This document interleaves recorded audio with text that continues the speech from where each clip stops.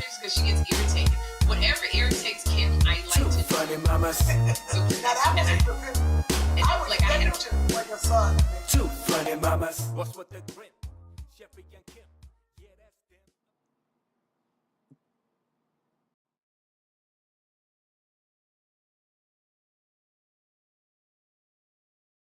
one half of Two Funny Mamas. Kym Whitley is in Cleveland. I think she's working. She's either working or she is sorry about my hair. She's working or she's up there with her father because Kym is from Cleveland. So I have the honorable task of holding down the podcast while Kym is gone. So welcome everybody to the Two Funny Mamas podcast with me. And we got on board our producer, Chris Denman, who is with Midcoast Media. So just been doing a bunch of stuff. Hey, Chris. What's up, Sherri? Kym's in Cleveland. I'm actually, if you see, I'm actually at Kym's house in Los Angeles, of all places. I'm not in St. Louis at my studio. Are you a I'm stalker? here, so Did you this is. break in Kym's house? I did. Yeah, I've got the two outfits she wore that I liked in next Friday, and they're in my bag, and we're ready to go. I know Kym is And happy, Boa. but she's not there. What are you doing at her house? We're gonna get this computer right. We're gonna get this home studio set up. No more excuses. Kym has added on the equivalent of a very expensive condo in any city as her closet, and that's gonna double as a studio setup here at her house. So I was out here, I got a bunch of work to do. So we're gonna get that done. She had to leave to go film a movie and visit family in Cleveland. So I'm here with her dogs, and I'm sure there's going to be 17 random people walk in and wonder why there's me Well, here's sitting the at this thing. table.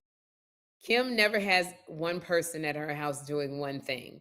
So like you say, you're there with the dogs. I know you're going to be walking them and feeding them and picking up their poop because Kym does not just have you do one job. You got all of her beautiful artwork behind you.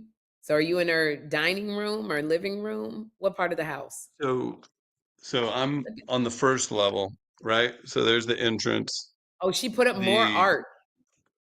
sunroom Her office where is in we. there. Mm-hmm. Yeah. Y'all that don't know, Kym is an art major. That she's got her degree in majoring in art. So she's got beautiful, beautiful artwork. Some very expensive artwork in her home. And they had been sitting in the garage for so long. So she finally got them put up on the wall. I'm glad. Looks good. So you're going to set it up in her new closet space. I think so. I think that makes sense. People won't fiddle with it as much up there, and she can deal with that. She has recently, like I said, added on that closet. She's got some sort of a living Hannah, her niece, that's working out now too. So that's a funny dynamic.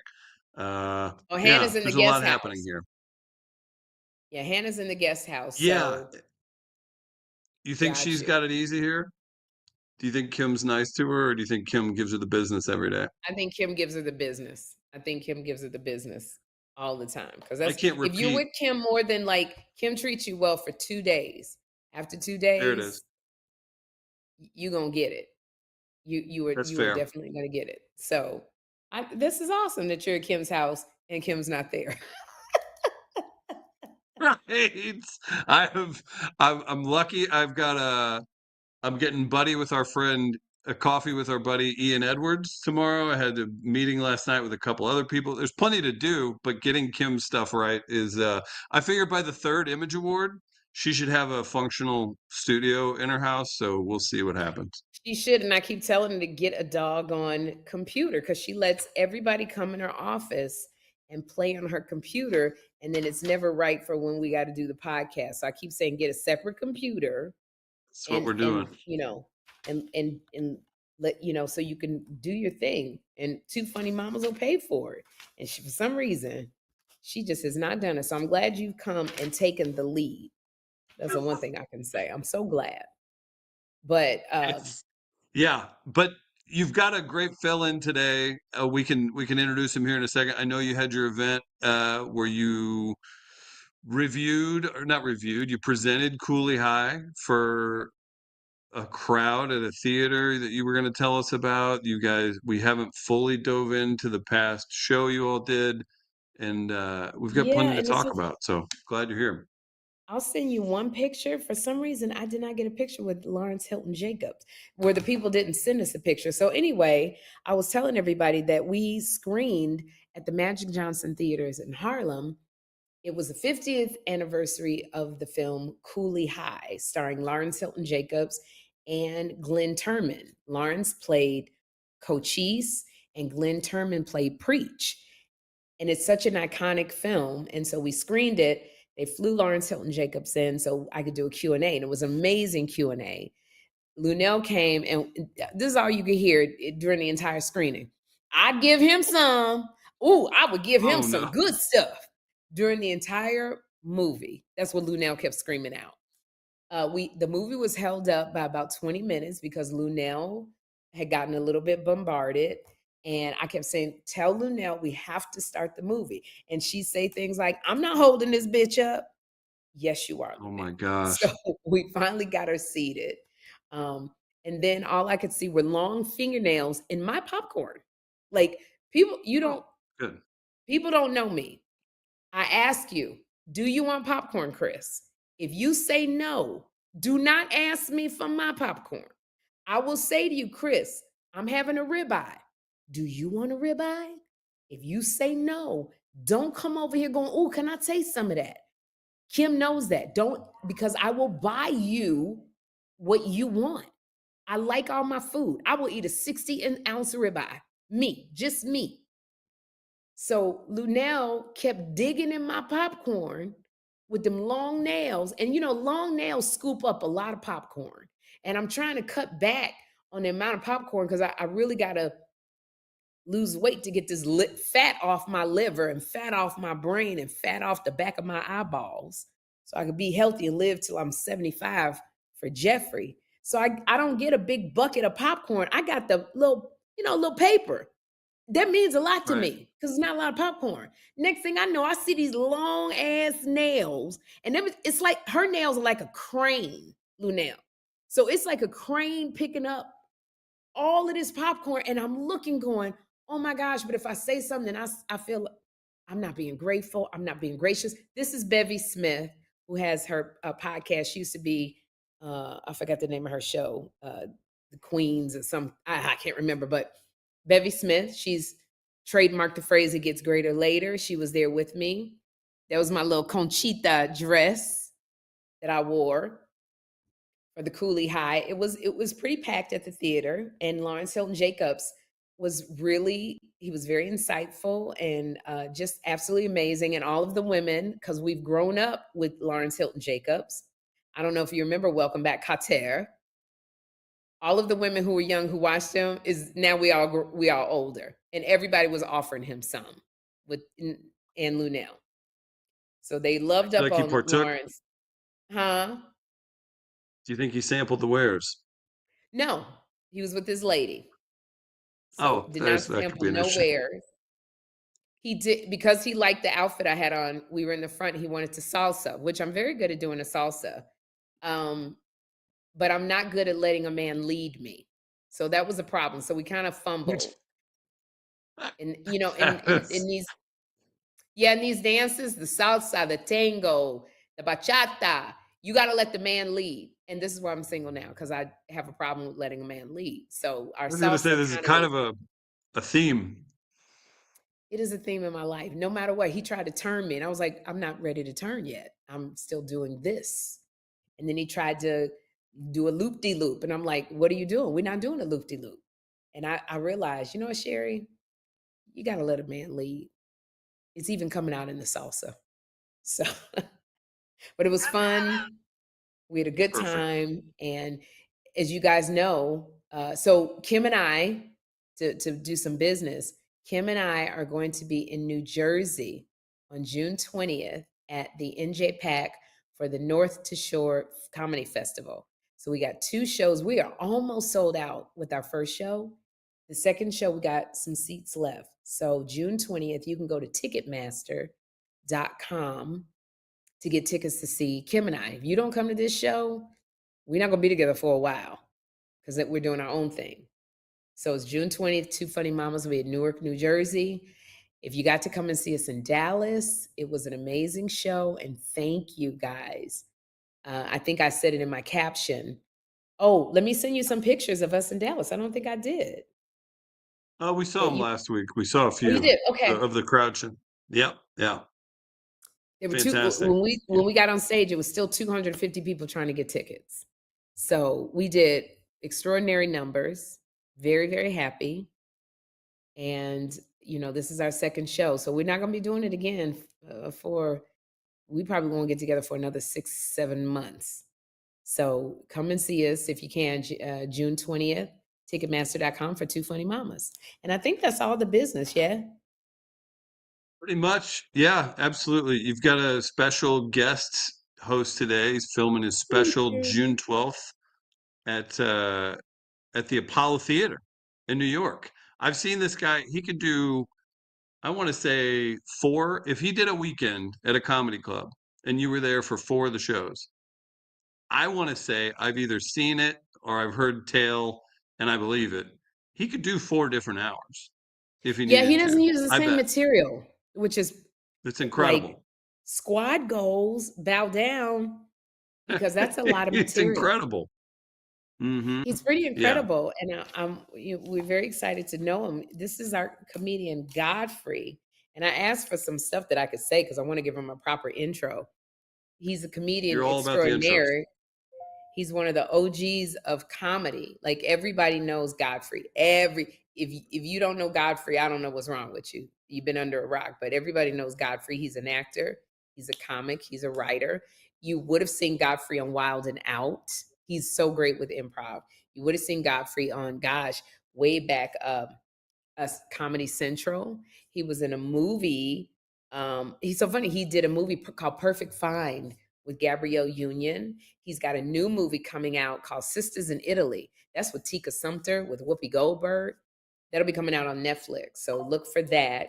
And like you said, he shot a movie, he said, with Kym Whitley. I got to hear about this. He said it was an all Russian cast, which how that happened, I don't even know how they both got casted. But Did Kym know her lines is what I want to know. Especially with the Russian cast, I bet you she didn't. But I want to make sure I got everything. But he's one of the OGs, and he's so damn funny. And he was supposed to be on last week with Damon Williams, but we couldn't get the Wi-Fi together. So we got him back this week, and we're so honored to have our guest, Godfrey. Bring him on. Godfrey joining Two Funny Mamas. Godfrey. Deja's back in St. Louis. There he is. Oh, great. Hey. All right. What's up? Are you at the You guys can airport? see Did me? you have cocaine on you so that the airport people put you in the back room? Yep, that's what happened. They, ICE, they took me to the back. And they were playing Ice Baby as they grabbed me. It was weird. I was like, what? Because here's the problem. It was like doom doom doom doom doom doom doom doom doom doom doom doom. Yeah. Containment. Yeah.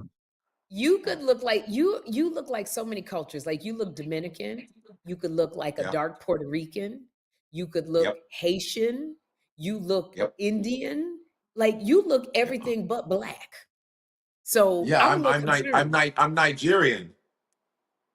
You're Nigerian. I didn't know you were I'm Nigerian. 100% Nigerian. I'm 100% Nigerian. My parents came from Nigeria after Civil War. I was born in Nebraska, but raised in Chicago. I don't know Nebraska. My sister was born in Nigeria and my brother born in Chicago, but we all know Chicago, So Wow. I am 100% Nigerian, yes. So you are like purebred Nigerian. Except I was just born in America, yeah. Do you have like if I wanted to marry you, do you have like land and goats to trade for me? Is that I got land stereotypical? and goats, but you ain't getting none of that. You ain't getting my goats. You know how they say she got my goat? You're not getting my goddamn goats. I'm not getting your goddamn goat. Man. You ain't getting my damn goats. Was that stereotypical because I know that in some villages, like you gotta Well, yeah, provide like it depends. There's certain like, because Africa, there's 54 countries in Africa. So you think about the variety of cultures that they have. There's some cultures that do it about bartering with animals and stuff like that, goats, and it depends. It depends. okay. Nigeria is not always, it depends on the village. You're talking about villages, you're talking about city people. So there's so many different varieties. Do 54 you countries. I didn't realize 54 countries. Do you go back often to see Second family? continent. Say it again. Do you go back often to see family in Nigeria? I was in Nigeria last year, which was phenomenal. I hadn't been there since I was like a teenager, and I finally went, and I'm gonna go again this year. And it was cool to see a lot of my relatives. My parents have passed, but it was cool. What I saw when I was in Nigeria, my parents were alive. And then we stayed with one of my uncles who's very famous in Nigeria, singer. His name is Sonny Okosun. And then my other cousin, who's a famous singer who just passed away. We were hanging with her before she passed away. But yeah, I saw a lot of my relatives. I'm really Nigerian. When you go and you see uncles and cousins, and you're like, and I was making videos from Nigeria last year, putting them on my IG, and then the Nigerians that were born in Nigeria told me I wasn't a real Nigerian because I was born in America. They were like, "Yeah, yeah, you know how they hate on you because you can go back and forth." They're Oh like, my "You're God. not real. You're not real. You're Americanized. You're not the real Niger. We are Niger. You're not Niger. We are that kind of thing." But I'm like, but I'm Mm. here with my relatives behind me. I'm from Lagos. I'm in Lagos. I'm chilling where my mother grew up, but I'm not Nigerian. Okay, all right. Oh my gosh. It's so funny because Yeah. Akon came on out. He's from Senegal, but Senegal. Yep. Senegal, that's how Senegal. I He hung out with his came, brother. I just hung out with his brother last week. you did. Yes. He said, Godfrey, he thought I was so funny. He said, would you like to like come to Africa to do stand up? And I said, I would love to. That's on my wish Yeah. list is to go Yeah. to either Ghana or Nigeria to do South stand up. Africa. There's South Africa. Yeah, comedy's big. Is it? I don't know if my stuff would translate, but everybody's, Well, they want a speak man. English. They speak perfect English. So Ghana, Nigeria, they speak English in South Africa. I've done Johannesburg. There's Nairobi. They're doing comedy now. They're doing in Wow. different places. Yeah, yeah, they speak English. Yeah, Because I want to go over there to do stand up. yeah. And I was trying to talk Niecy Nash into going with me to Ghana to open up a roller skating rink. Are you serious? Yeah, but then That's somebody kind of told me they smart. have a rink.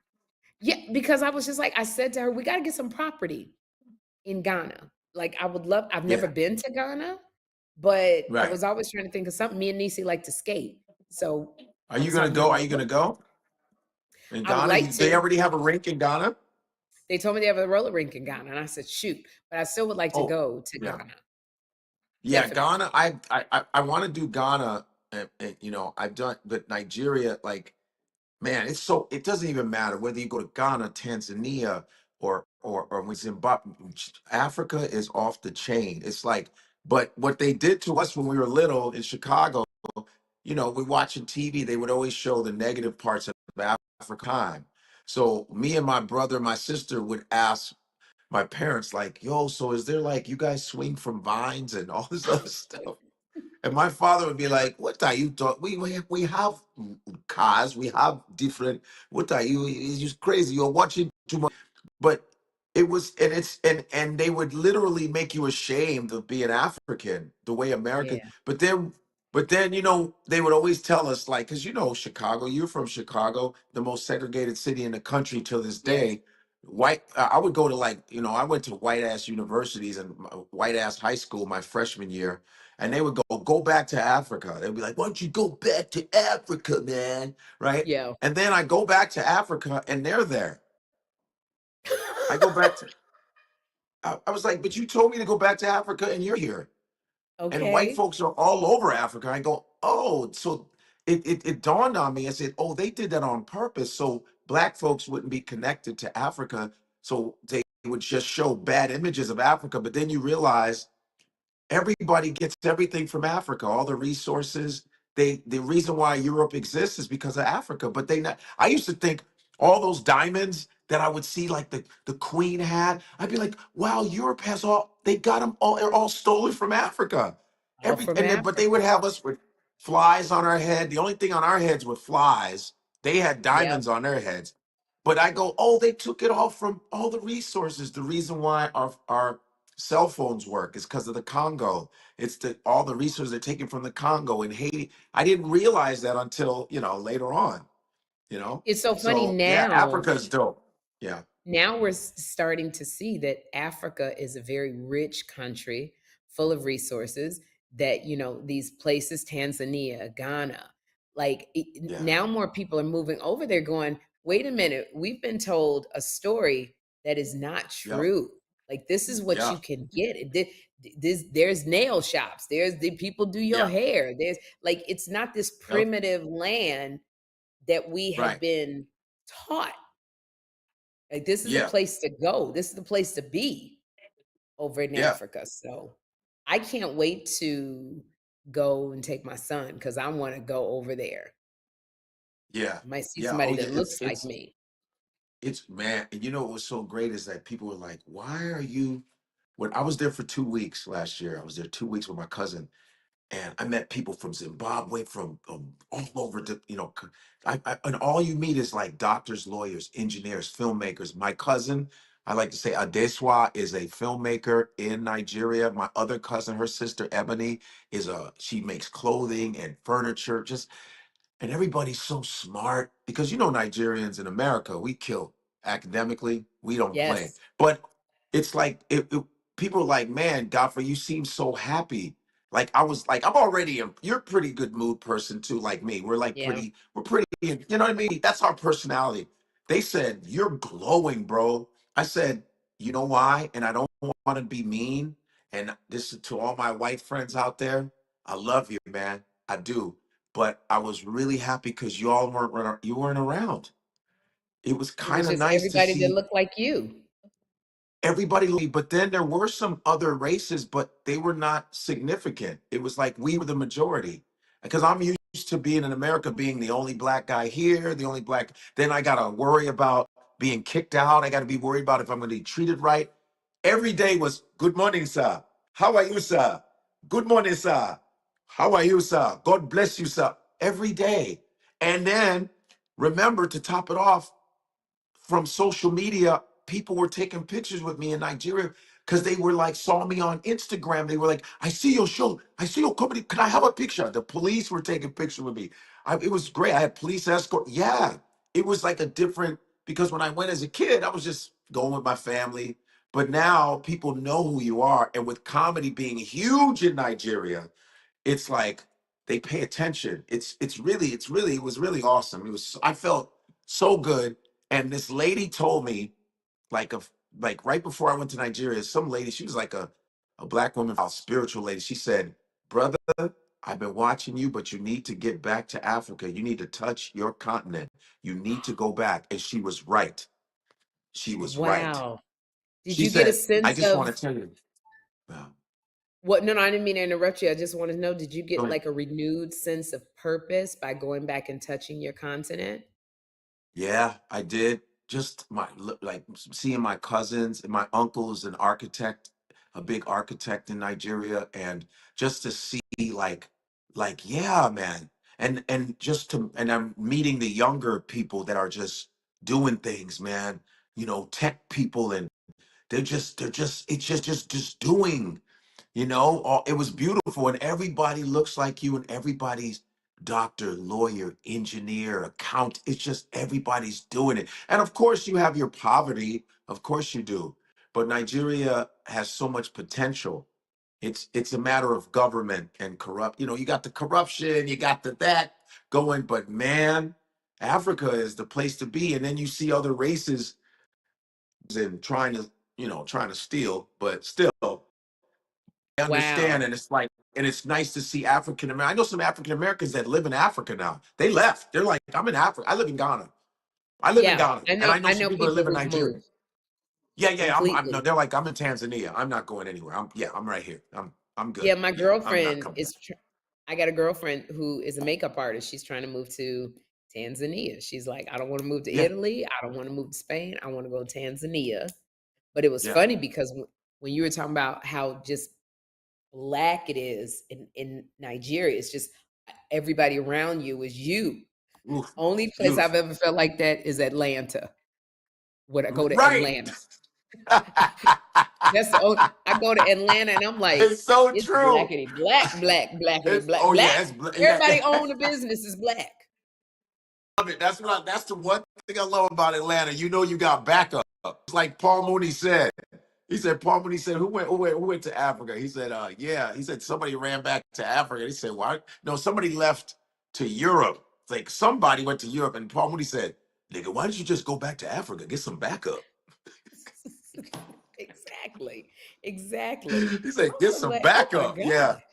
But did it make But you feel even good because you have yeah, professional and creative people in your family, like high level, and you're at a high level operating in your gift, in your lane yeah, of being a yeah, comedian. So I know they yeah, were just as taken with you as you were with yeah. them. Yeah, it was fantastic. And there's a brother by the name of Basket Mouth. He's the biggest Nigerian comic. He's like a OG. That's my friend.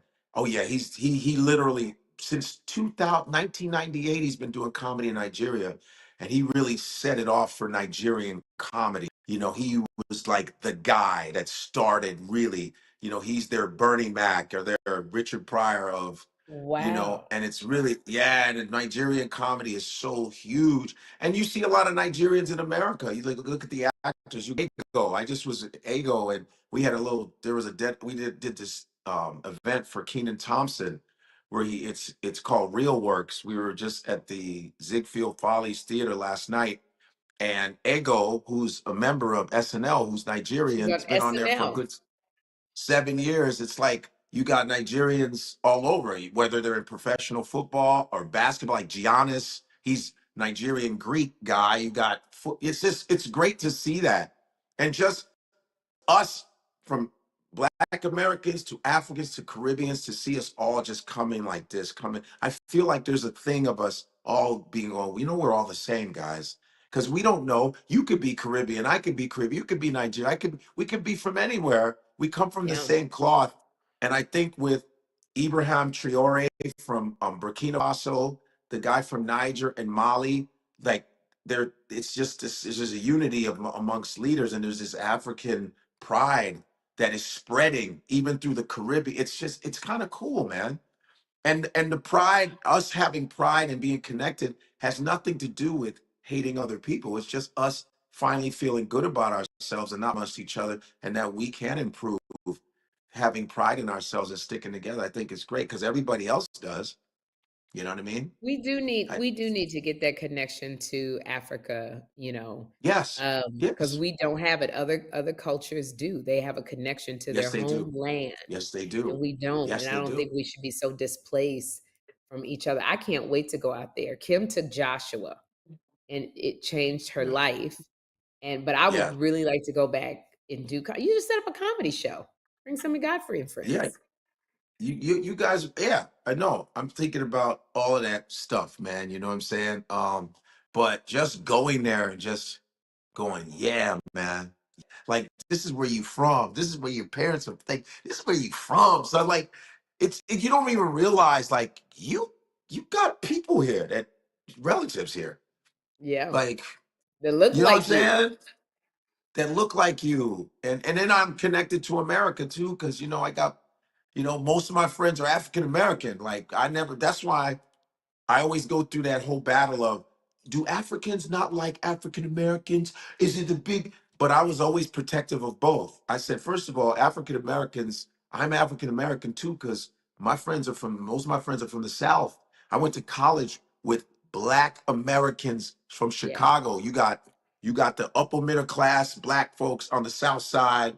You got the lower middle, you know what I mean? And Black folks have always had my back, and I always had their back, just reading about Black history, and from Malcolm X to James Baldwin to Toni Morrison to Francis Cress Welsing to Stokely Carmichael. I was a big, big militant guy in college. I went to University of Illinois, Champaign. So, Oh, you you know, did. You yeah, did.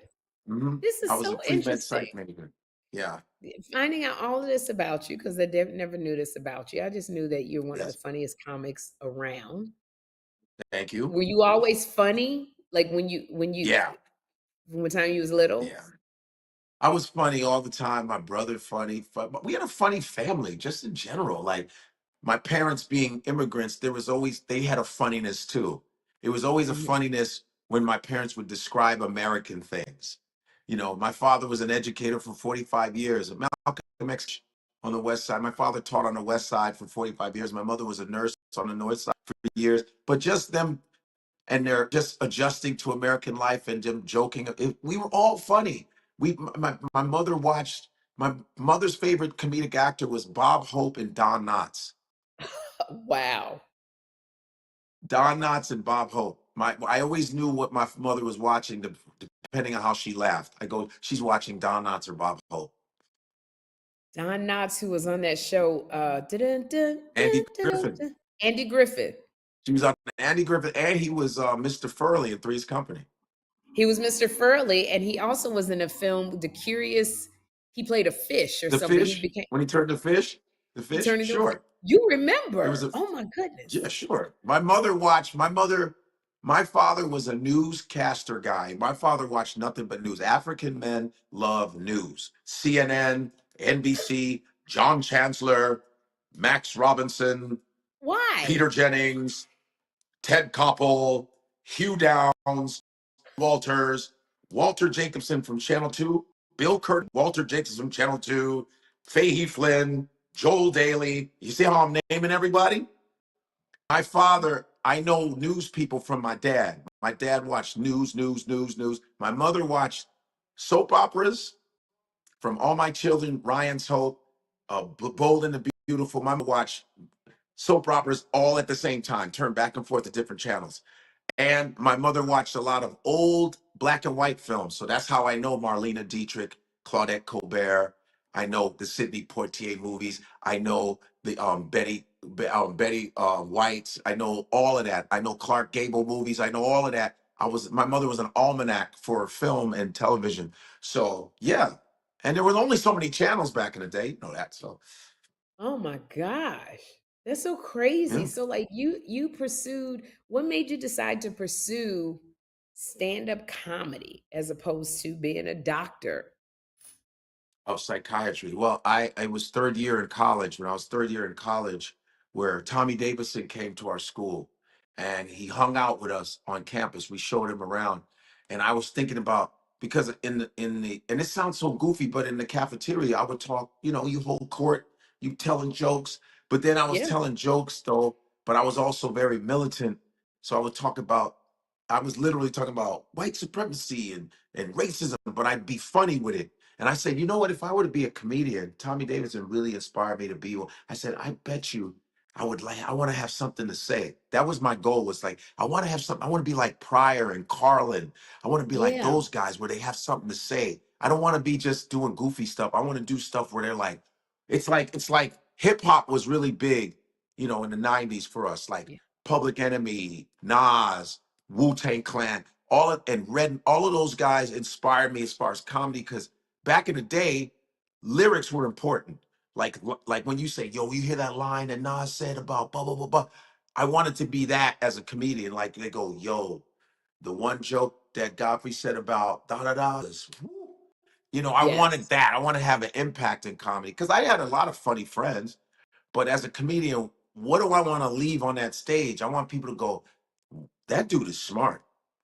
I did not Okay. know. I did not think about it that way. That's what was my purpose for being a comedian. So I did it after college. I went back to Chicago and I started doing open mics, stuff like that. And I was in a comedy team for like a year with another cat. Then I broke off there because Steve Harvey was the one that told me to leave him. It was Steve He Harvey did. because he told me to get rid of the guy because it wasn't going. Comedy duos aren't easy. So No. Steve Harvey, to this day, I imitate him, and I know he can't stand me, but he doesn't know that he's the one that told me to. He said, "Your ass need to get rid of him. You get rid of his ass." That's what I think. That's so Steve. That's so Steve. He goes, how much you getting? You trying to split that $100? Cut his ass. I remember that shit. Yeah. He told me to Oh my cut his God. ass. Cut Yep. his That ass. was when that we had that club, all jokes aside, on Wabash back That in the was day. Alice, right?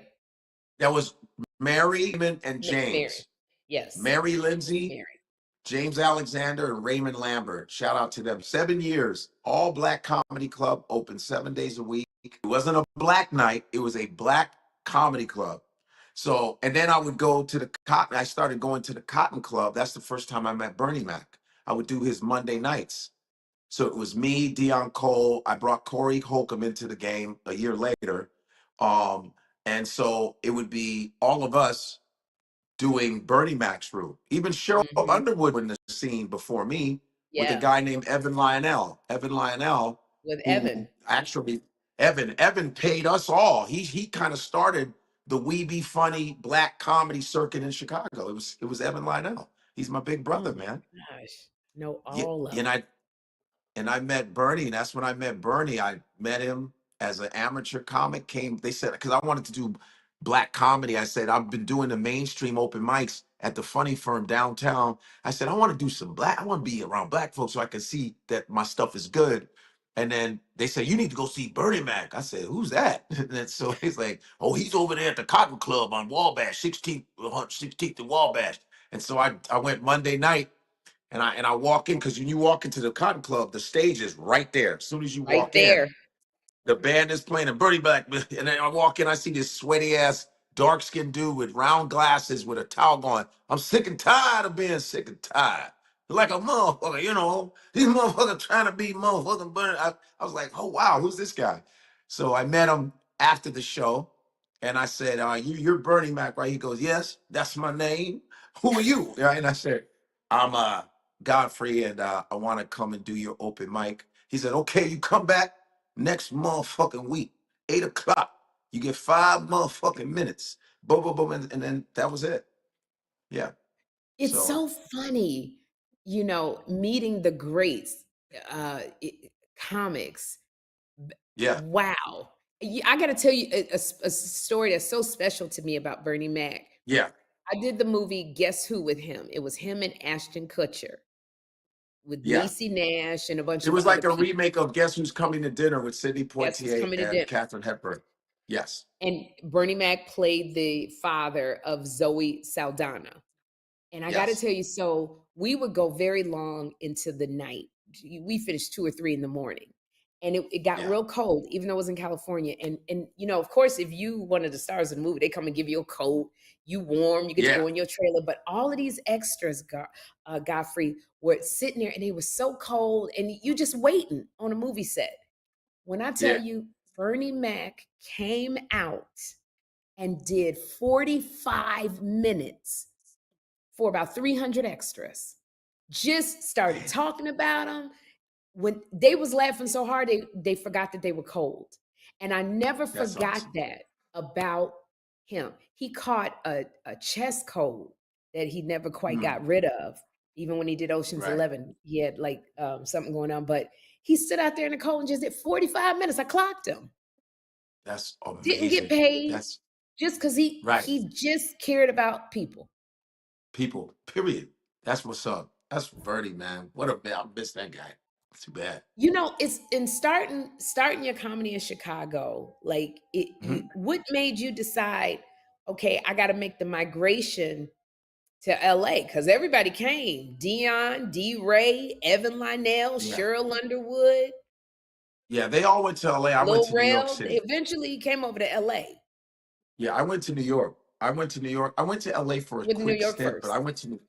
I did New York. I was doing this lady Tina Graham, Bob Sumner. I was doing their rooms. I was Yes. doing these rooms, this whole run in Queens. Bro, I was in all those ghetto ass rooms during Def Jam days. That's like 96, Yeah. 97. That's where I met Dave Chappelle, and I was running into all these cats. Tracy Morgan when he was fat with a propeller hat.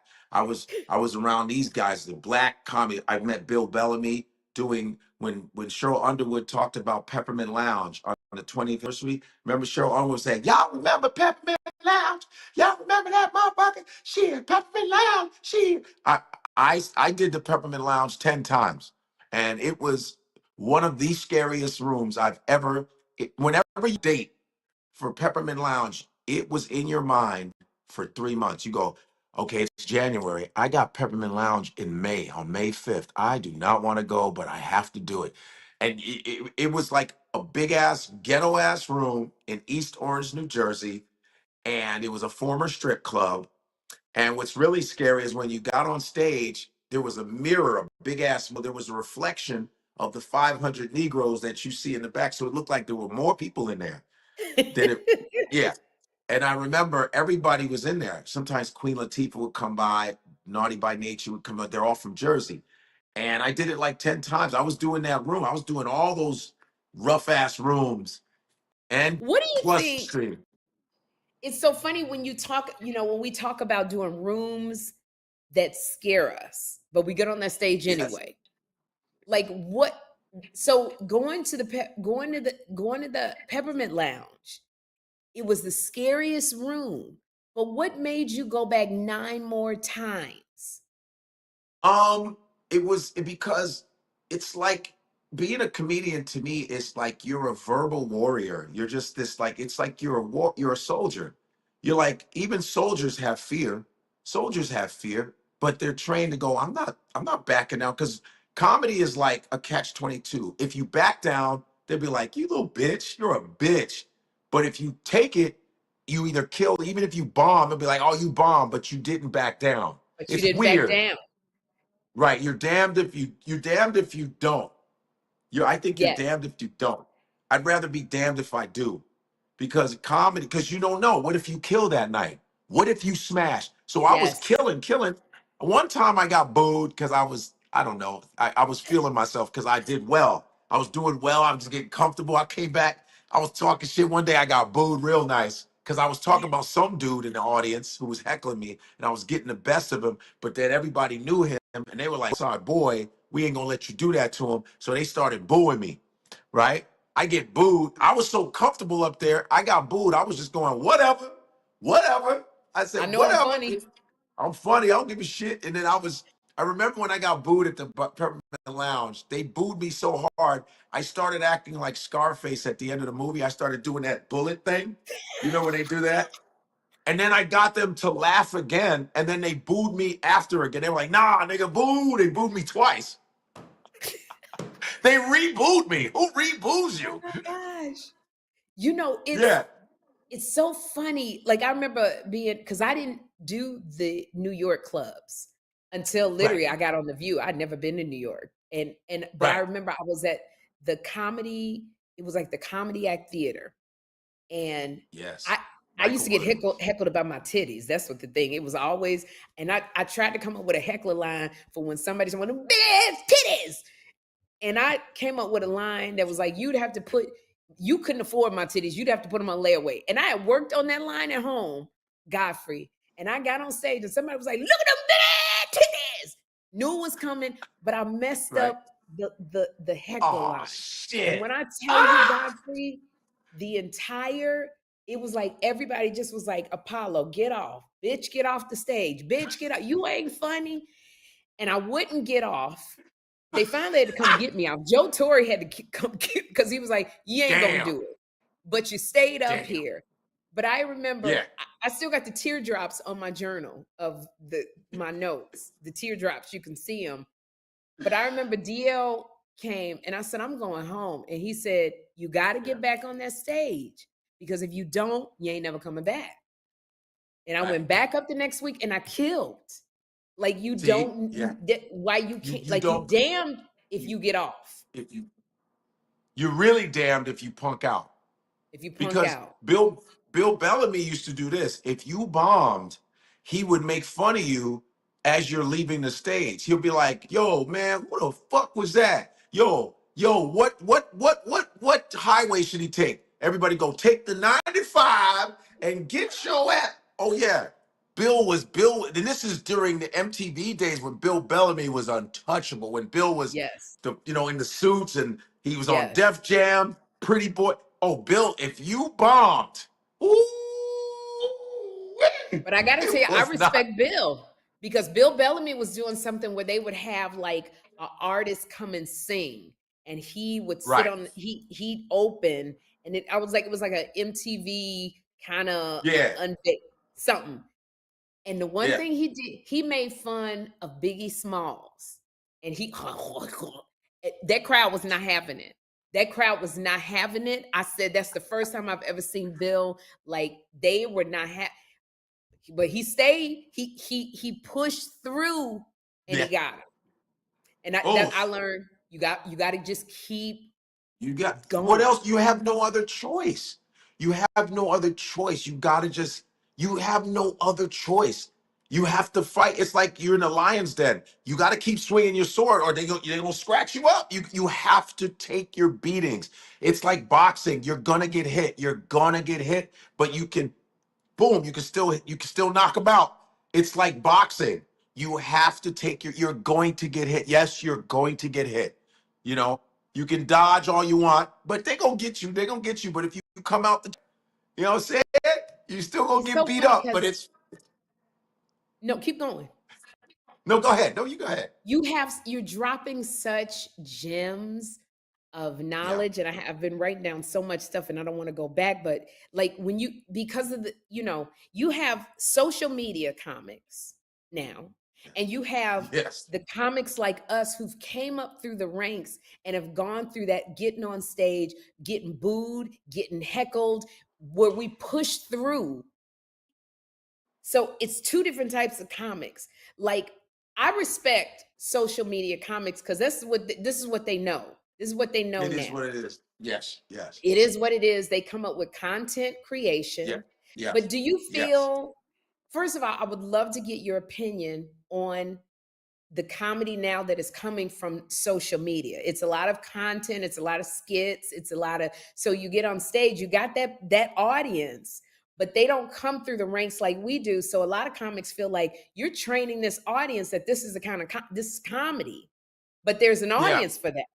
How you Here, feel here. about social media comedy? The Okay. comic. It's a lot. It's like a double-edged sword. First of all, coming from where we come from, live performance, going on Yes. stage, going to practice. We're athletes. I don't care what anybody says. Comedy is a sport. You got to physically go up. You got to physically put the work. That'll never change. Now, Yeah. we were doing this before all the internet, all this other stuff. Now, these cats that are doing the internet, the social media, actually been able to put the cart before the horse. They're able to reach an audience, they get popular, then they go, I'm going to book myself at a comedy club. I do sketches. I'm sock puppet Pete. Look at me. I do sock puppet. And they're going to go, I call it the sock puppet Pete syndrome because I've been at comedy clubs where they go, Yo, Godfrey, I would say, who was here last week? Well, there's a guy named Sock Puppet Pete. He has like 10 million followers. He just sold out 10 shows. I'm like, what did Yes. he do? He did a Q&A, and he had a pie chart and he did a thing, and that was it. So you're already pissed. So, but the problem is that you can't skip steps when it comes to comedy. You can't skip it. Live performance, you have to put the work in because they'll let you get away with, when you pack a room, you pack a theater, they're going to let you get away about one or two times.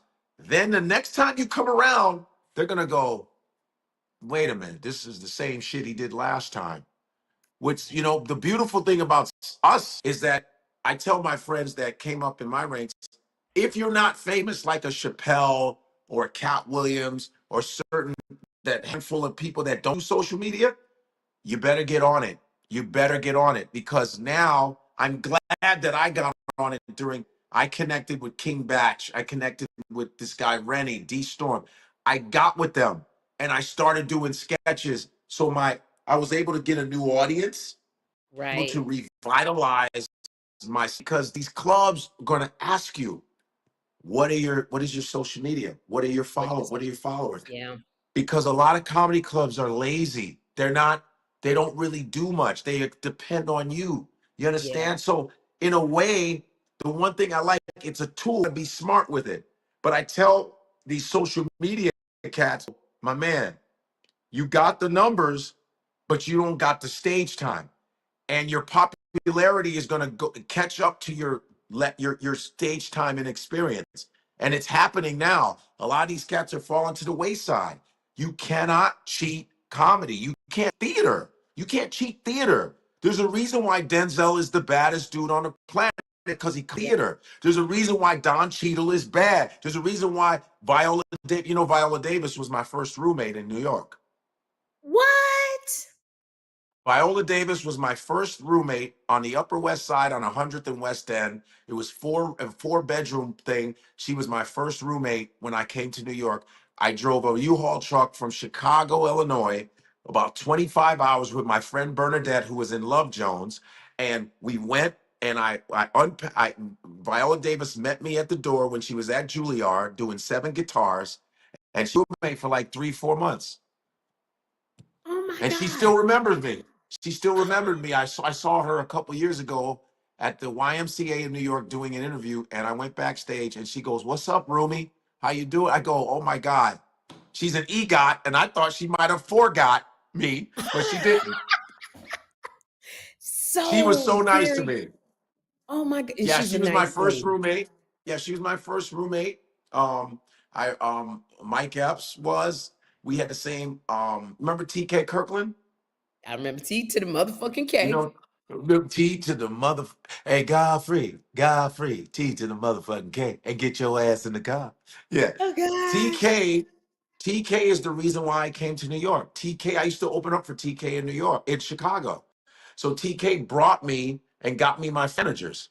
He was the one. It was TK. TK sounds like he's lying, but he's not lying. He's telling the truth. He sounds like he's full of shit, but he's not.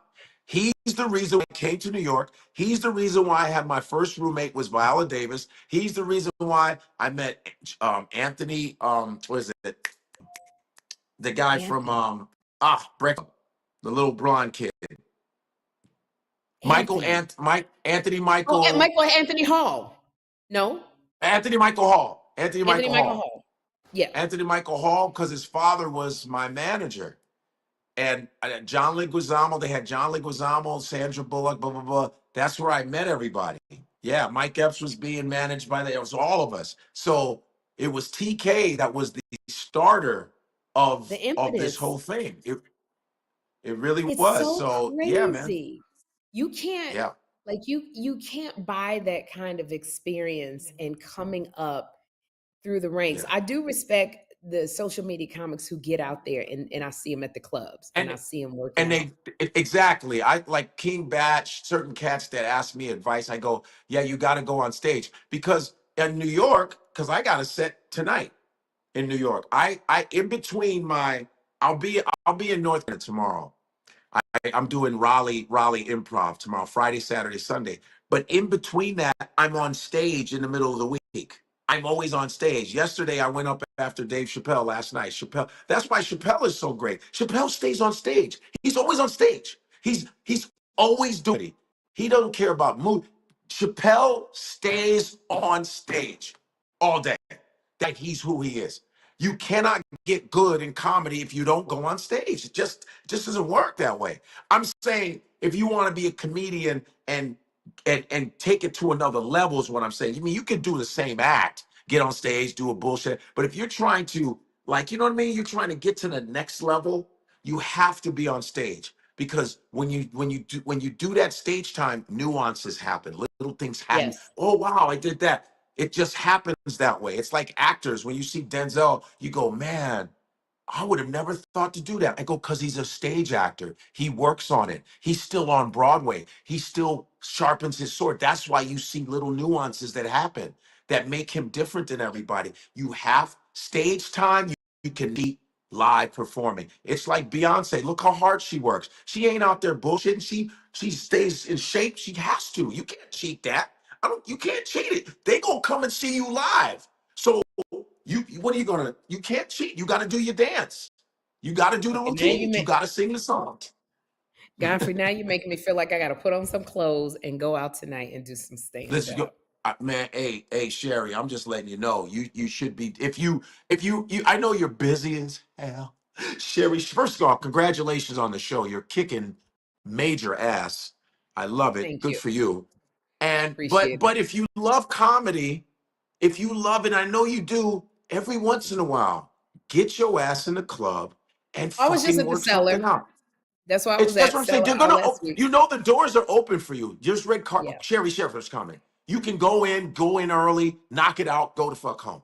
But Oh, you don't know just to me. keep you sharp. Godfrey, when I call them at the cellar, they go, when you want to go up 11? I go 8 o'clock when the show starts. Yeah, Because I you gotta go you back you can home do and go to whatever you bed. want. Use your power. Use your power of stage time. You go, you know what? I'm gonna knock out 2 joints. I'm gonna go here at 7, go here. Yes. At least 2 to 3 times a week for you. Because I know how busy you are. If you can, Yeah. get your ass on stage and work some shit out. Just to keep that, keep that, You got to you know keep what I it, mean? but also for your material, also to keep it fresh, also for the nuances. I was trying when I No first doubt. came out here to do 3 clubs a night, and then I was falling asleep on my show, and it was like, what you want stand up? You want this talk show? And I said, Yeah, but do one, one I'm or a two. pure comic.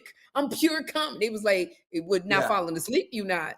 So I Jerry, had do to one or really two and cut get down. out.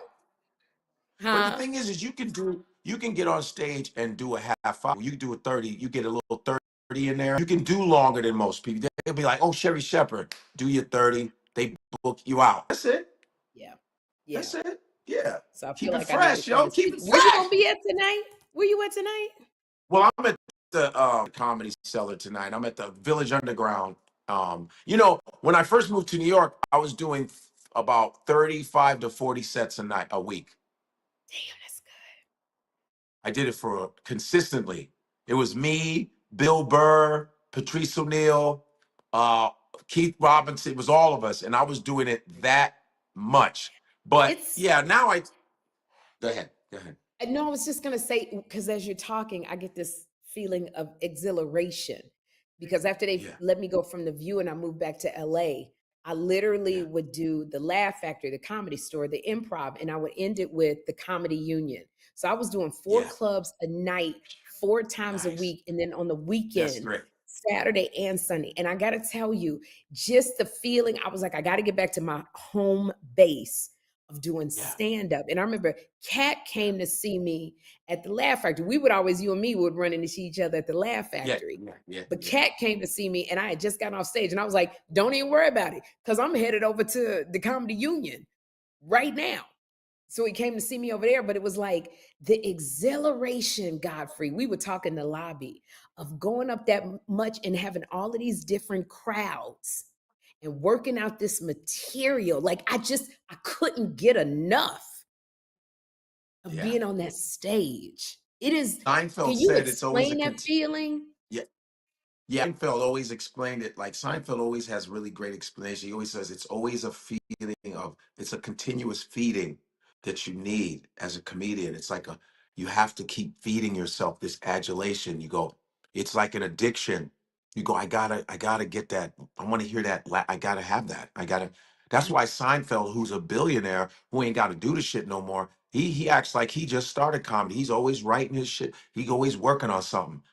That's how much comedy means to us. It's like we can have all the money, but I don't ever want to lose. It's a superpower to be a comedian. That's a superpower. Like to be funny is a super. That's why people heckle us. They're jealous. They're jealous of that power. It's powerful. It's the hardest form of entertainment. Comedy is number one as far as difficulties. Dying is second. They say the scariest thing. They had it in Time magazine years ago. They go, the scariest thing to do. They said stand-up comedy, public speaking, and dying was second, you know? And Wow. so it's a superpower to have. And I don't ever want to lose that superpower. I don't ever want to lose that power to do stand-up. To And do and it's not stand up. rewarded enough either. It's not rewarded enough because a lot of actors, drama, wish they could do stand-up. They wish they can be comedically quick. They wish. But Well, most you comedians can do drama. Yes, we can. Comedians are really adept at doing drama. Comedians, when I was trying to get my talk show, I would say, y'all are overlooking comedians. Comedians are amazing at doing talk shows because we create magic where there's none. We don't need it to be silent. Like we think on our feet. You can't beat a comic for doing a talk. They would put celebrities in there, and it's like, put a stand-up comic on a talk show. And Baby. it's like it's very easy. It's like it's like Jon Stewart's, the Hughes, we're the best at it. Why is Steve Harvey? Why did he turn Family Feud on its head? It's like it's the stand-up comedy. What are you It's the talking stand-up about? comedy. Cedric could host something. DL could. This is what we do, and they don't want to give that much power to us. Yeah. Oh, all you have to do is give it to us. But they're so caught up in their well, we're gonna please. They'll get blown out the wall. Please give it to the stand-ups. We got this. We know how to handle a crowd. We know what it's like when people are having a fight or someone's throwing up. We handle chaos. So you're gonna give me a room in a controlled environment? Oh, come on now. You're gonna give Come me a on now. controlled environment with a producer that tells everybody to be quiet? I don't have to tell them? Oh, good Lord. You're gonna It is. set me up for this? Oh And I God. tell you, it's like being a guest on a talk show, and you know this. To have a comic on there where you could sit back, I'm like, whenever I would be a guest on a talk show, I'll be like, you ain't got to do no work. Just let me go. You're You don't like have that, to do Godfrey. You can shit. sit there. I ain't got to do no work. Go. This is such a great honor to be here. You're so great, Sherri. You're so great. I love you. I tell to be on the Oprah Shepherd show. So great. I, this is such a wonderful time to be here. I swear. One thing about black shows are my favorite. I don't like the white shows. They're so bad. They're so bad. This is great. You and Whoopi Winfrey are so fantastic. I love you so much. It's so great. This is a This, place to be. I want to ask you. You're so dropping just major knowledge, but you talked about going when you said I want to do a black comedy club. Do you think that there's a difference because people say funny is Which is universal? facts. Is there a difference in your opinion of doing black in a black comedy club versus you going to a club and it's white people? Um, Mainstream. Listen, there's a point in your life where you go, funny is funny. That's facts. There was this whole stigma about, the black rooms are difficult. Shit. The white rooms be easy. That's not true. I've seen many of people bomb in mainstream rooms, but the thing of difference between the mainstream is they give you a chance. They'll just sit in silence. Yes. The Yes. black rooms be like, man, it's some bullshit. Man, you corny to the motherfucker, nigga. Get your punk ass off. That's the difference. There's noises when you're bombing, but in the mainstream, when you bomb, everyone's like, woo. All right. Yes. Yes. They give you a chance to like, okay, we believe in you. Black folks, like Martin, when he did his You So Crazy, which is one of the funniest specials Yes. ever. Martin Lawrence goes, he said, man, I'm gonna get some water. And someone goes, man, we ain't come here to see you drink water. He's like, you can't even take a break to get water in a black room. But funny is funny because I know plenty of ghetto comics that are not that funny. They're just yelling at the top of their lungs. They're not that funny.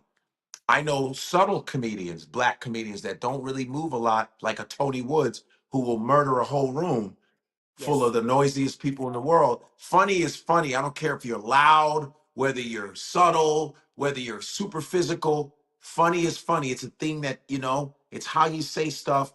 It's not black rooms are harder. No, I've murdered black rooms. It depends on the crowd. There's, you got, yeah. So black rooms were harder because back in the day, they didn't give you a chance to Yeah. transition. They were waiting for you to fuck up. But the mainstream rooms are on your side. Like, we want this to be funny. Well, let's give them a We want you chance. to win. Black rooms be like,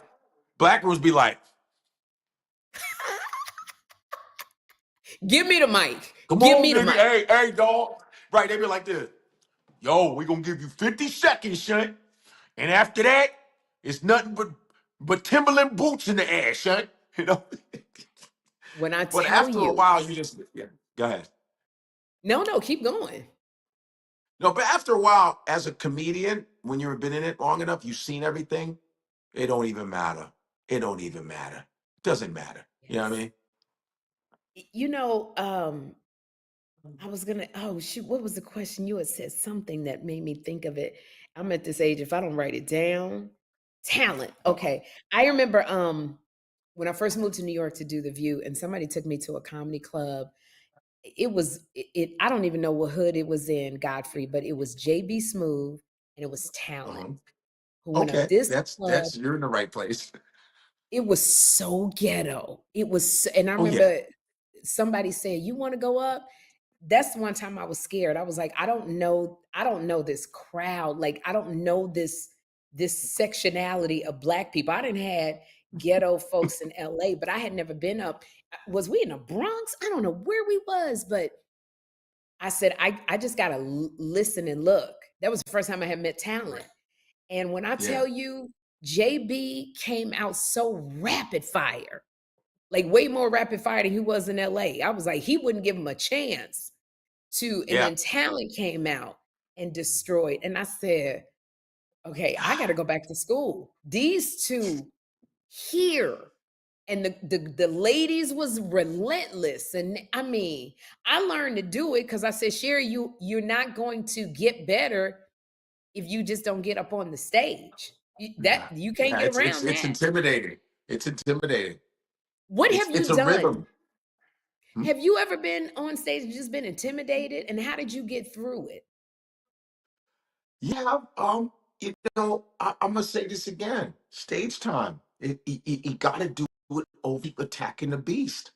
It's like football or basketball or boxing, your skin gets hardened to the hits. You just get hardened to it. And so you get used, and once you get used to it, you go, oh, okay, shit. Because like someone who first walks into a ring, they get hit, they go like, oh. They're like, that's part of the game. You got to get hit and keep moving. You're gonna get hit. It's all right. That's what that type of shit is. You go, all right, they killed. All right, my turn. Shit. You even though you like holy shit, but you're like this. But they because they can smell. One thing about audiences, they do this. They sniff you. Go see it, this nigga. That's Yeah, it. you scared, If your bro? hand Um, tremble, yep, they see that to be like this. Yo, yo, yo, my man Hamlet, son. Yo, why you shaking? Why you shaking? You gotta have confidence, and the only way to do it, I'll say it again: stage time, stage time. There's no medical cure. Like people ask me, "Do you have advice?" Get your ass on stage. You on stage. what? How did you learn to walk? How did you learn to write? How did we learn our ABCs? Over and over. It's no different. They think comedy is this new magical method. You got to get on stage and do it over and over. You repeat it over and over. How'd you get good at shooting? How'd you get good at martial arts? I took martial arts. How did I get good at punching and kicking? My master would say 1,000 kicks, 1,000 jokes, 1,000 mics, 1,000 times. You got to say that joke 1,000 times. It's it's real basic fucking science. You got to do it over and over because that part of your brain that specifies as comedy gets more complex. It gets better as you keep working that part of your brain, and then you start to see nuances, things you've never done. You've been on stage where you go, "Oh shit, I didn't never said the word like that before." Oh my god, because your brain, it's phenomena. Your brain, when you specialize in certain areas, when you work it a lot, it starts to show you more. I'm telling you, it's crazy, and you can't explain it. It just happens because you're working that specific area. So now, wait a minute, Chris Denman. Did he go to the? See, Deja, we you can talking. throw You me up. said it. Can you hear me? I can hear you. Are we live? Oh, okay. Is this live? Yes.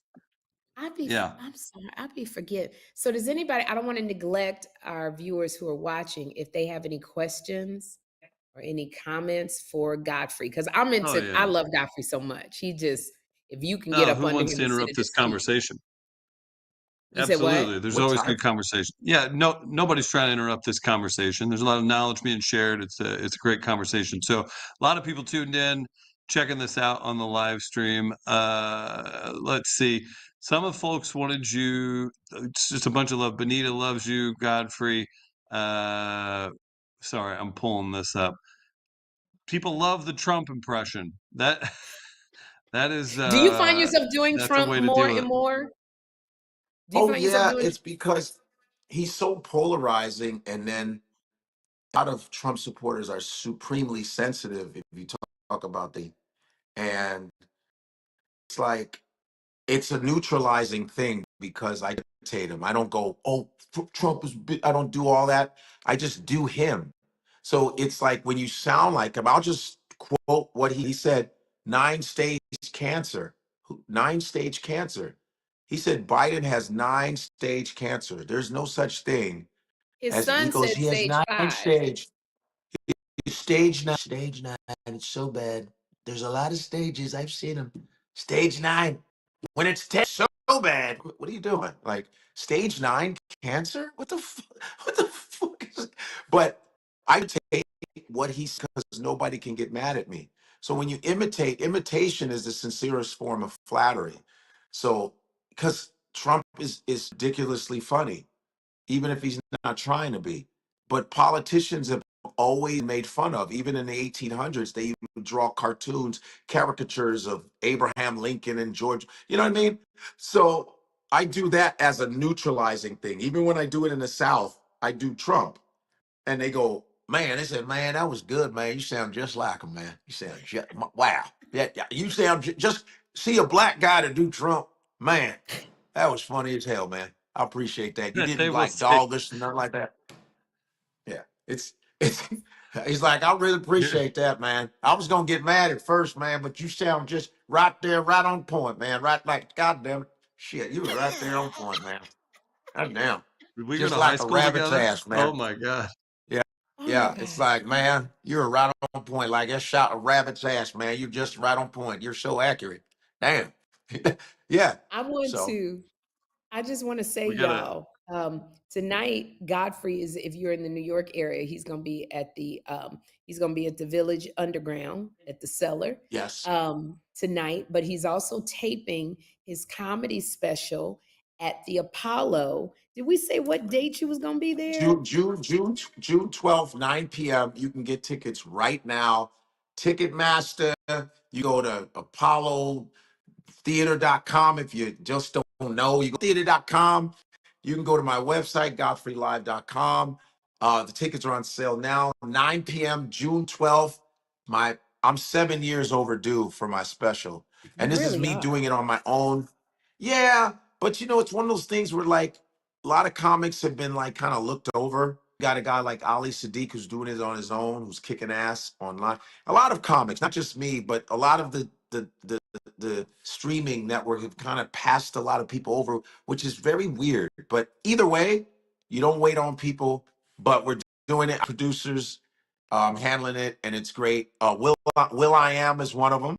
Will I Am from Black Eyed Peas is Yes. facilitating it, and Big Shaq, he's always like he called me. He said, you gotta get a new special. When you gonna do your special?" I said, I think it's been like 7 years. Get a new special. I said, I'll do my special. So I love Shaq, this. I got, so we're doing it. Finally made it happen. My one of my producers, Rachel Frazier, who's fantastic. She's part of it. She put it all together. And Amanda Diaz. It's just great. We got a awesome people, and we're gonna shoot it at the legendary Apollo because I lived in Harlem for 6 years, and I did Showtime at the Apollo when Monique was hosting. I was the When host. Monique Yes. hosted. She was like, come How'd you on, do? baby. You know what to do, baby. Give it to him, baby. Yeah, baby. Come on, baby. That's my man, baby. Oh gosh. That's How it, did you baby. do?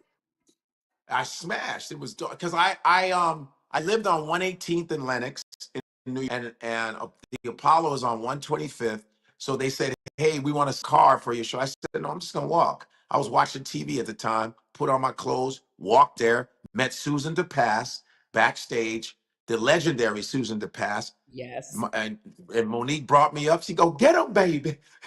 Got up there, did my 5 minutes, left, went right back home, and kept watching TV.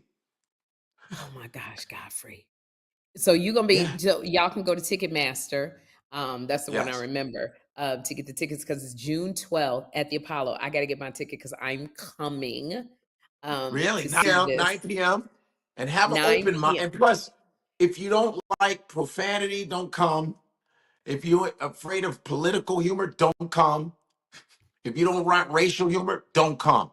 I need people who want to laugh, who don't take shit Yes, personal. I don't need you in the room stinking it up. I ain't got time for that shit. We not, when we record, we need you to be hot. All right? yes.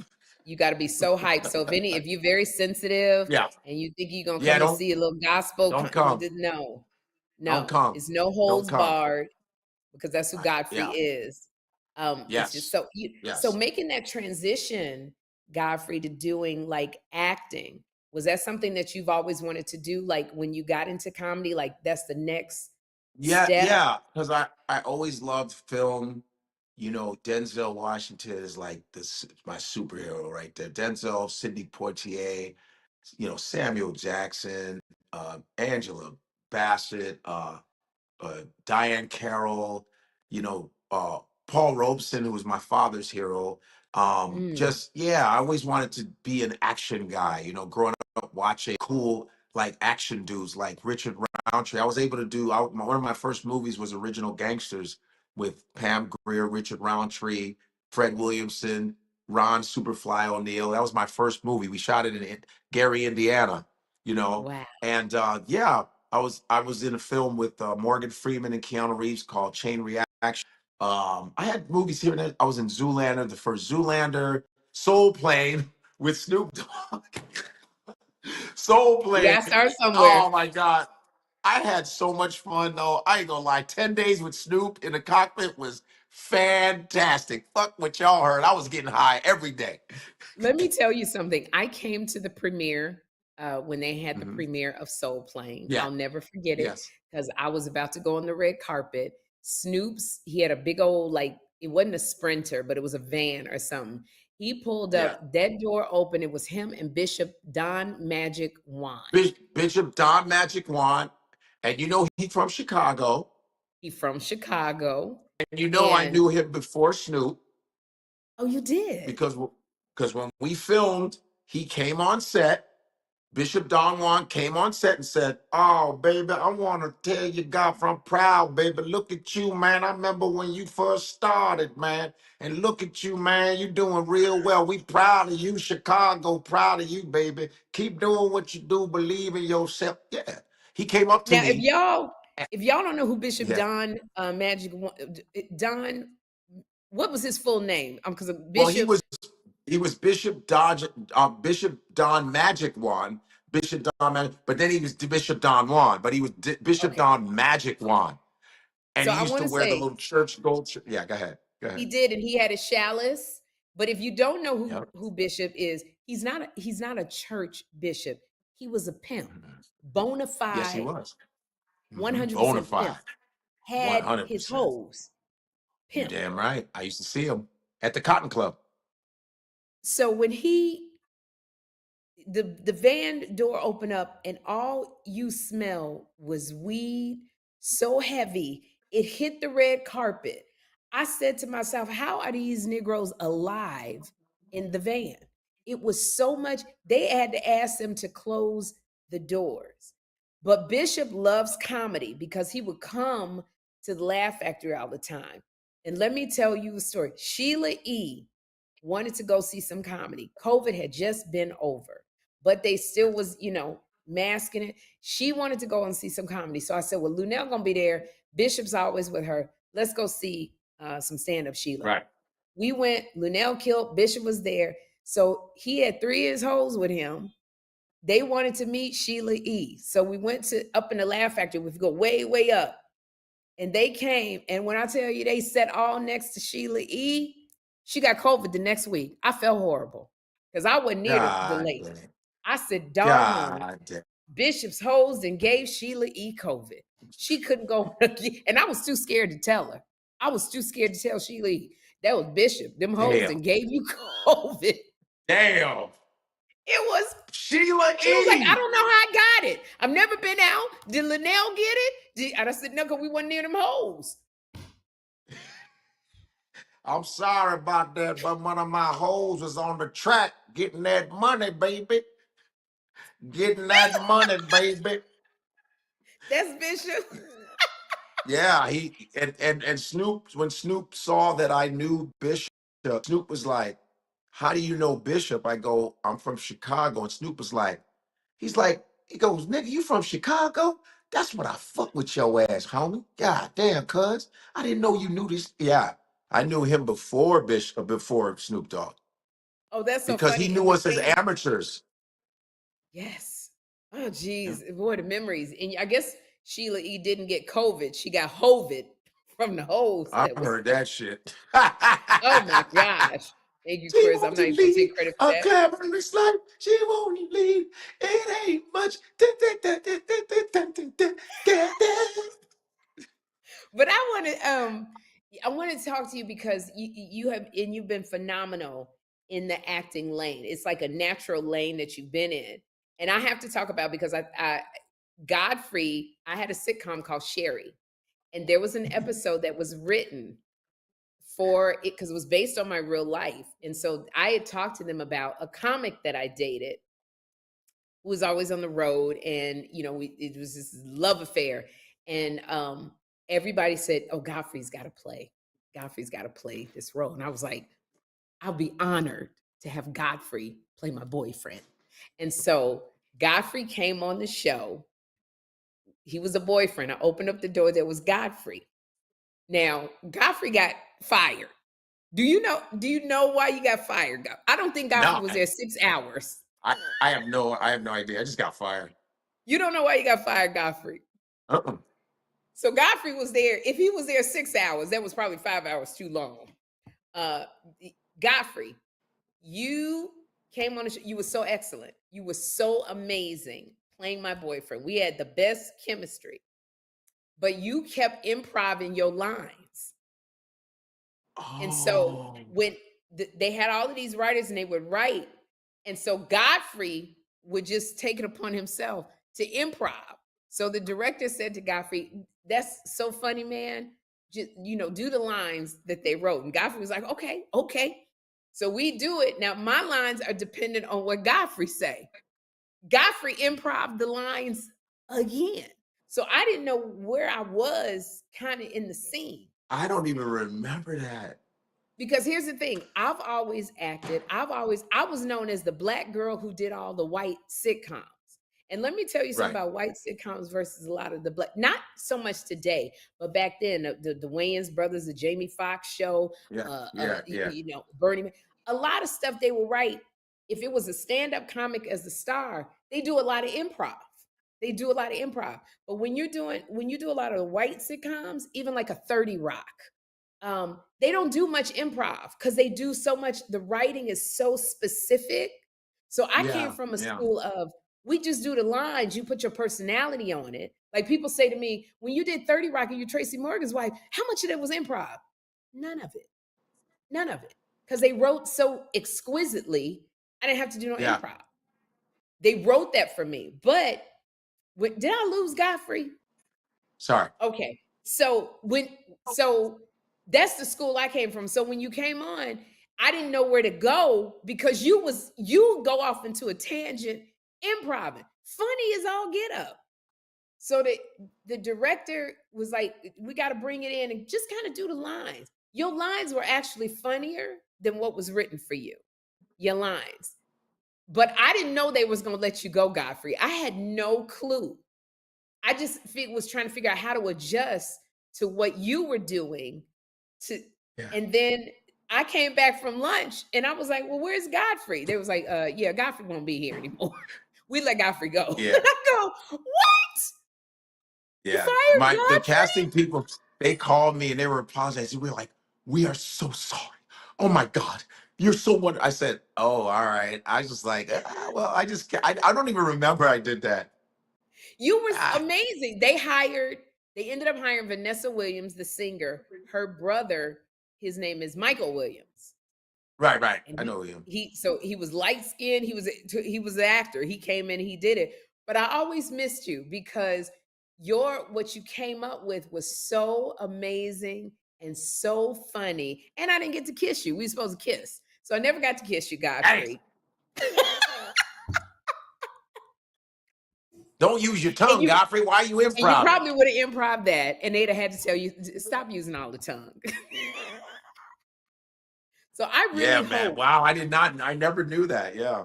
Wow. I never had your phone number to even call and go, Godfrey. It wasn't me, but it's so funny. I hope that I really get to work with you again because you're so brilliant Thank and what you. you came up with so great. So just like being an actor, are there things you want to do? Do you want to direct? Do you want your own I, sitcom, your own I, I drama? would like. I would like to do drama. That would be great. I would love to do action films. I would love to do a single camera stuff. I'm not a big. I don't want to do studio stuff. Now I want to do single camera like a Louis, like that kind of thing. Like I want to do that dark comedies, Yes. something that has to do with my sensibility in comedy. I want to be able to have a cast of people that are really skilled in that kind of dark comedy space. You know, edge. I want to do dramas. Yeah, definitely. You'd Yeah, be no, great. You'd yeah. be I great want in to a do that drama. stuff.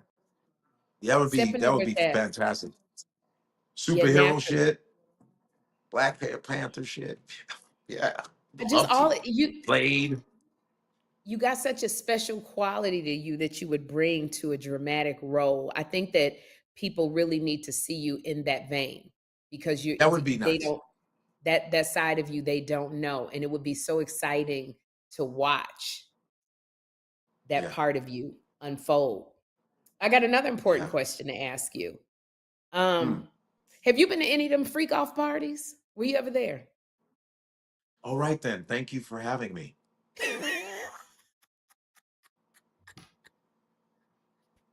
This is what I tell people. God bless me with this I'm success. frozen. Mhm. He Just kidding. blessed Go me ahead. with What? this success in at this age, Godfrey, because had God blessed me with success in my 20s, the feds would have been like, is there not a video that Sherri ain't in? Would I ask up in the air and Word. baby oil? Word. It, Word. I never can did we any of stop that looking at shit. you? Yeah, So I tell me did the about parties like the regular. I did the regular parties when New York was actually live and it was a party yes. where people danced. I did regular Puffy parties. I was at parties with Puffy, Jay Z, but it wasn't like the freak after the hour. I never did that. I wasn't even famous enough to get invited to that shit. So I never did any of that. I never did any of You, that. So thank you God I didn't was a even get to get bum. on the witness stand. Boy. Right. Thank God I was a bum. So I was just a regular comic doing 8,000 spots a week and not, that's about it. So I was on the outside looking in. I didn't go to the freak off shit, none of that. Never. But he threw parties in New York, regular parties. Yeah. So At but the I regular never parties. I never did the take that.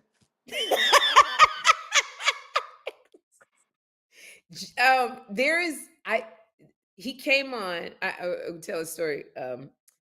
But I remember he came on The View, and I used to buy Sean John for my son, and I was so Right. like, oh my God, Diddy is here, Puffy.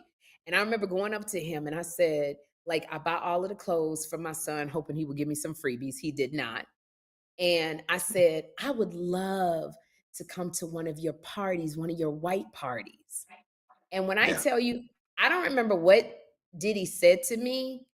It's not what people say, it's how they make you feel. He was so dismissive of me. Like, I remember telling Bill Getty, the co-creator of The View, I was like, he was so mean to me. Like, it was basically like you wouldn't ever be invited to one of my white Right. parties. And I kept going, Damn. and he never came, they never had him on The View while I was there. They were very loyal in that way. They never asked him back to The View because Wow. my feelings were so hurt. But when I look back on it, Damn.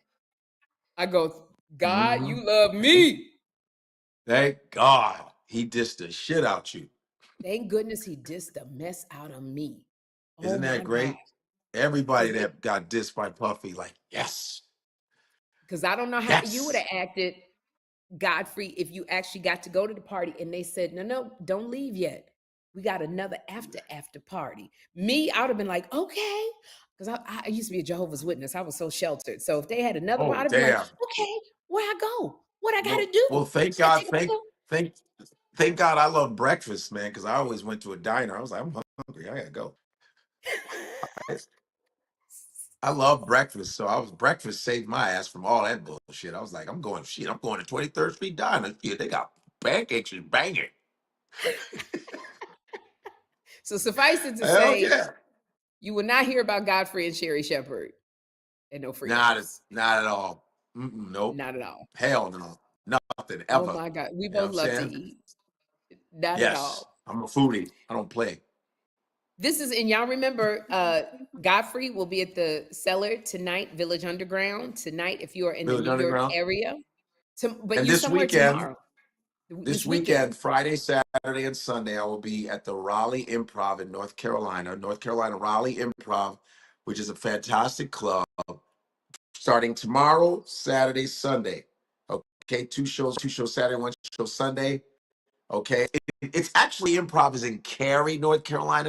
You know how clubs are It's in kind of Cary, outside of the city, right? It's in but you Cary, got to but say it's Raleigh such a Durham. great club. I was Raleigh just Durham, there.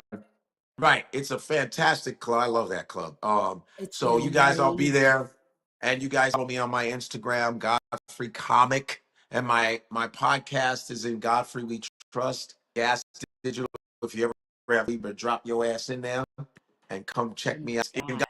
Godfrey We Trust on Gas Network, and yeah, follow my YouTube channels, Godfrey Comedian, and yeah, and you guys, the Apollo, June 12th. I'm telling June 12th, 9 p.m., the legendary Apollo, Harlem, USA. Let's go. And I'm gonna ask you one more question because we're gonna let you go because you got to get ready. You got to go. You using somebody else's room. Thank Yes. you, Eric B. I'm actually at Um, Eric B. You know, Eric B. from Eric B. and Kym. I'm doing this podcast. Yeah. so we thank you, Eric B, for letting Godfrey use the podcast room so we could talk to him. I just want to ask Yes. you one last question. I had Damon Williams on last week, and there was I know a Damon lot very of well. stuff going around because Jess Hilarious, who is on the Breakfast Club, who's a Yes. comic, she made a comment that the club that she was at, it has Mike Epps' name, but he's not Mike affiliated. Epps' thing in Indianapolis or something? No, it's in Detroit. It's in Detroit. Detroit. Yeah, Okay. it's in Detroit. And so she said she wasn't treated very well. And they told her that she would be performing with Damon Wayans. And when she got there, they said, no, it's Damon Williams. And her comment was kind of like, Mr. Williams, I don't know if you're funny or not, but I don't know who you are. I don't, you know. And so it was a big, to do on the internet because people felt you don't know who Damon Williams is, like you dissing him. How dare you not know who one of the OG comics are? And Damon was just very gracious. He said, I don't, that's fine what she said, because she may not know me, even though I have a number in my cell phone, which had to have been given to me by her, even though I have a flyer with us both Yeah, he has performing pictures and a with her too. picture That's hilarious. next to That's her. It's okay. hilarious. He Yeah. said, but he said, what I do take issue with is the fact that she is a national platform, and her saying, I don't know if he's funny, I don't know who he is, could affect my ticket sales. So everybody was making a video, Cedric, I can't remember everybody who said, come on, Gary Owens. Like, this is one of the OGs. How do you now Takara Williams, who's hysterical funny, she said, but Jess came up in the social media thing. She didn't come up in the days of us as comics where we had to go be on the grind, where we got to meet other comics, where Damon Williams booked us for comedy. Yeah. So she probably may not know him like we know those kind of comics. How do you feel about that? Yeah. Oh, I know Jess Hilarious from Wild and Out. Uh, very nice person, hardworking. She is from the social media realm, but I hope she can redeem herself. Maybe because when Damon shows you proof that right next to me, a picture that's kind of messed up because Damon is known. Damon Williams. I started at Damon Williams' show. He would had open mics on Wednesdays. I introduced Yeah. Corey Hope Damon Williams, put him on stage. So Damon, it's like saying you don't know Ricky Smiley. What do you mean you don't know Ricky Smiley? What, you crazy? You don't Ricky Smiley? You don't know Cedric? You don't know Lavelle Crawford? What are you talking about? You know, that's like this. It's like, especially amongst us in the American black comedy circuit. Stop it. You know who these people are. You know, but I don't know. I think she honestly, unless it could be these two things. She either was think she's just smelling her own shit, thinking she's dope like that, or she literally did not know and just forgot who Damon Williams was. I've gotten it confused where I'll say Damon Wayans and Williams, you get the names mixed up, but I know who they are though. You know what I'm Right. saying? But I see where Damon's coming from, like, damn, the way you blew me off. You know, people watch the Breakfast Club, and that can fuck my reputation up, man. You know, little people take things and run with it, Yeah. especially on a lot of these platforms. So I hope that both of them can come to a sort of like a, you know what, my bad. Because I think holding ourselves accountable is just a good thing. We're grown, man. We're grown. Fucking, what about mistake? We're human beings. Let's just, hey, I'm really sorry about that. Bring Damon on. Why not bring an episode? Bring him on and talk it out and make fun of each other. That would be great for him. Bring him on Yeah. and boost his thing up and see people come, you know, like, I don't want to sound corny, but we too old for all this beefing and shit. God dang it. And then maybe she can hold herself accountable. But that was wrong. Just we gotta learn to do our egos and do that. You fucked up. Like, let's check that shit. Let's check Yeah. it. You know what I mean? So I think a great redemption for her to bring him on, show him some love, big platform, and squash it. I'm gonna suggest that I think I'm doing the Breakfast Club Monday. Mondays. I'm gonna You suggest should have, that because I gotta promote I because you're think doing a movie. bring, I think, yeah, because I think that it has become so much bigger than what it has to be, and it truly can be squashed by the two people involved talking to each other. I think we don't do yeah, that. The male comics, y'all get into it more than the female comics do. Like, y'all get into right, these damn fights, yeah, and then it it's crazy. festers. Then you got to go on Club Yeah, Shay Shay and talk about everybody. Like, it just, yeah, y'all male comics, I will never get it because the females, we talk stuff out. Girl, you use my joke at the laugh track. That wasn't your joke. Yes, it was. And you know what girls do? They go, well, you know, how about you do the same joke and then you do it at this club and I won't do it at the club. Y'all will not talk for years. Y'all yeah. will, and then I see it Messed on Club up. Shay Shay. Why And y'all like he'd be that? like, yeah, he'd be like, man, I'm gonna ask you a question about stealing jokes. We're gonna talk about that right now. How do I'll you never feel when get someone takes your joke? Is it parallel thinking, or is it because somebody's just being greedy? I just want to know. Ask me that question. it. Oh my gosh. Oh my gosh. Y'all male comics are something I know, special. I know, We'll I hold know. on to this We for got years, Godfrey. Yeah, it's bad. It's not good. We got to try our best to. We got to try our best to hold ourselves accountable. And if the other party doesn't want to do it, then fine. But for yourself, I think you go, hey man, I don't got no. But we can talk. You know, we got to try. It's hard, man. Black folks. We've been turned inside out through discrimination. I want to blame it on slavery, Jim Crow. It is no Reconstruction. slavery. I don't It's know if all this that is where your mentality, sure. but where your Nigerian kicks in, but it also is slavery because it is, we got trauma. It's unhealed Colonization. trauma. Yeah, Yes. Nigeria is a nice place too. English colonized us, so we have that same kind of. There's that trauma too, man. It's like, but I think though egos and Yeah. in entertainment, it's people who come from broken homes, from foster children, from abusive relationships, narcissism, bipolar. All of us end up entertaining people. Why do you think that is? I know I got to let you go, but Oh, that's very interesting. Most people in the creative arts field, we effed are up are in some fucked kind of up. way. Yeah. Yeah, we're fucked up meant in some kind of way. it's a way of escape. I think it's an escape to entertain people because a lot of like psychologists, like therapists, they end up like going through depression because it's easy to give it to give to people. We give, but to take your own is hard. You know what I mean? That's why therapists go nuts because they give and give and give. I think we're in that same position. You know, when we give, we want to our homes. You know, that's what I think. So that's just Remember a theory. this. Godfrey is taping a special June 12th at the Apollo. You have heard a little bit. You gonna get the full Monty with Godfrey. You can go to Yes, Ticketmaster.com. You can go to In Godfrey We Trust. That's his yes, podcast. You that's can go if you're podcast. in the Yeah, New York area, go to see him at Village Underground in the Village yes, tonight. But yes. go look him up on YouTube.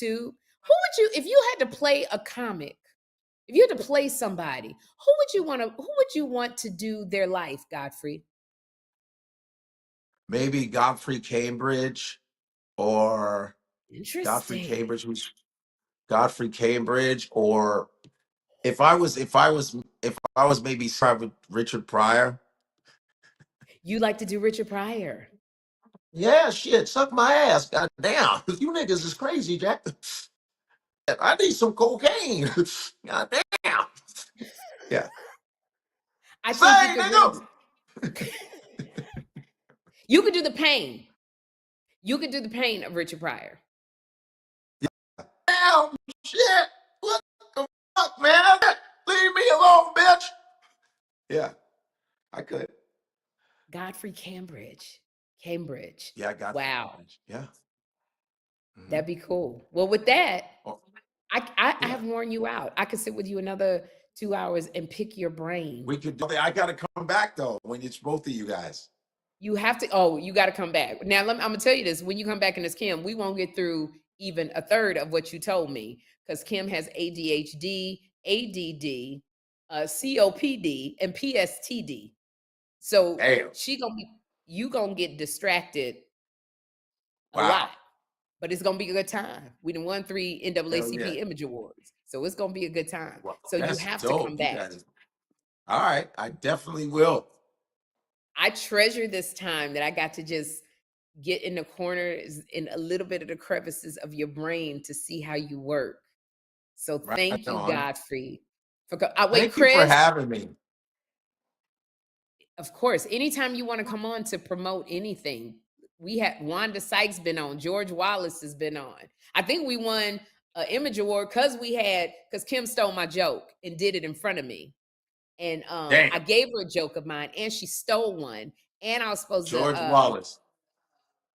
I was supposed to headline. She took my spot, so we got into a big argument, and so we had to have George Wallace, Guy Torrey, Wanda Sykes, and Lopez come on and talk about who was Russell right. Peters, Russell and Craig Peters Shoemaker, and Craig Okay. Shoemaker. And George Wallace also has and the Guy same Torrey. birthday as me. Me, Kim, and George have July George 21st birthdays. Wallace. That's why he He's was like, on her yeah, it's side. stupid. Everything is stupid. I'm tired of this. I don't even like your show. Everything is dumb. Stupid. You ever try to ask somebody, you ever somebody a question that's just stupid? I'm getting tired of you and Kym Whitley. Fuck your show. Fuck all the shows. His taping is June 12th at the Apollo. This is Godfrey. Go to Ticketmaster. Yes. Was there anybody that had a comment or question before we let Mr. Godfrey leave? Damon just found out you were in Fat Girls and wanted to know where that was filmed. Was it actually filmed in Africa? Was the question. That was filmed in Palm Springs. It was in Palm Springs. Palm Springs, Africa. There Yeah. you go. I was like, that was not in Africa. Not at all. It was hot and it was dusty. Perfect. You did a great job in Fat Deja, don't you have a Girls. picture? Oh yeah, Oh, in that's Palm me and Jimmy Springs. John. Yeah. And my Look at boy Jimmy John. Dio on the right. Yeah. Oh my gosh. No, a bunch of people are going to go out and see Godfrey, and then people are talking about going to see you and Kym in New Jersey in June. Demetrius says, I know Godfrey is seasoned, but he needs to be on your show. Sherri, Oh, I don't. you never come on my show, Godfrey? No, Sherri. Well, we're going to remedy that because they picked me up for You ain't season never been 4. on my yoga, Oh my gosh. Okay. You're so rude. You're so rude. I've never been on your show. There You're it so is. rude. I can't Well, believe it. then I've you know been what? on many shows. I've been on many black shows, and you're the one that I've never been on. What a shame. Why is your name Shepherd? You're supposed to shepherd the week, but you didn't. You're so I am bad. You're so apologizing pathetic. to you. It's okay. I'm gonna I'm go to the other show with Whoopi Winfrey. I'll go with that one. You guys are. You coming on my show for a season. We're gonna remedy this. I could have sworn Godfrey had come on the show. No, This I've been is on your show. unacceptable. My girl Unac- Yamanika loves you. I didn't have Yami on a few Yamanika's. times. Yami's been on a I few know she times. told me. I love you. Yeah, Yam told me she's been on there a few times. I said I've Okay, Chevy show before. we're going to you coming on my show on the 4th season, Okay.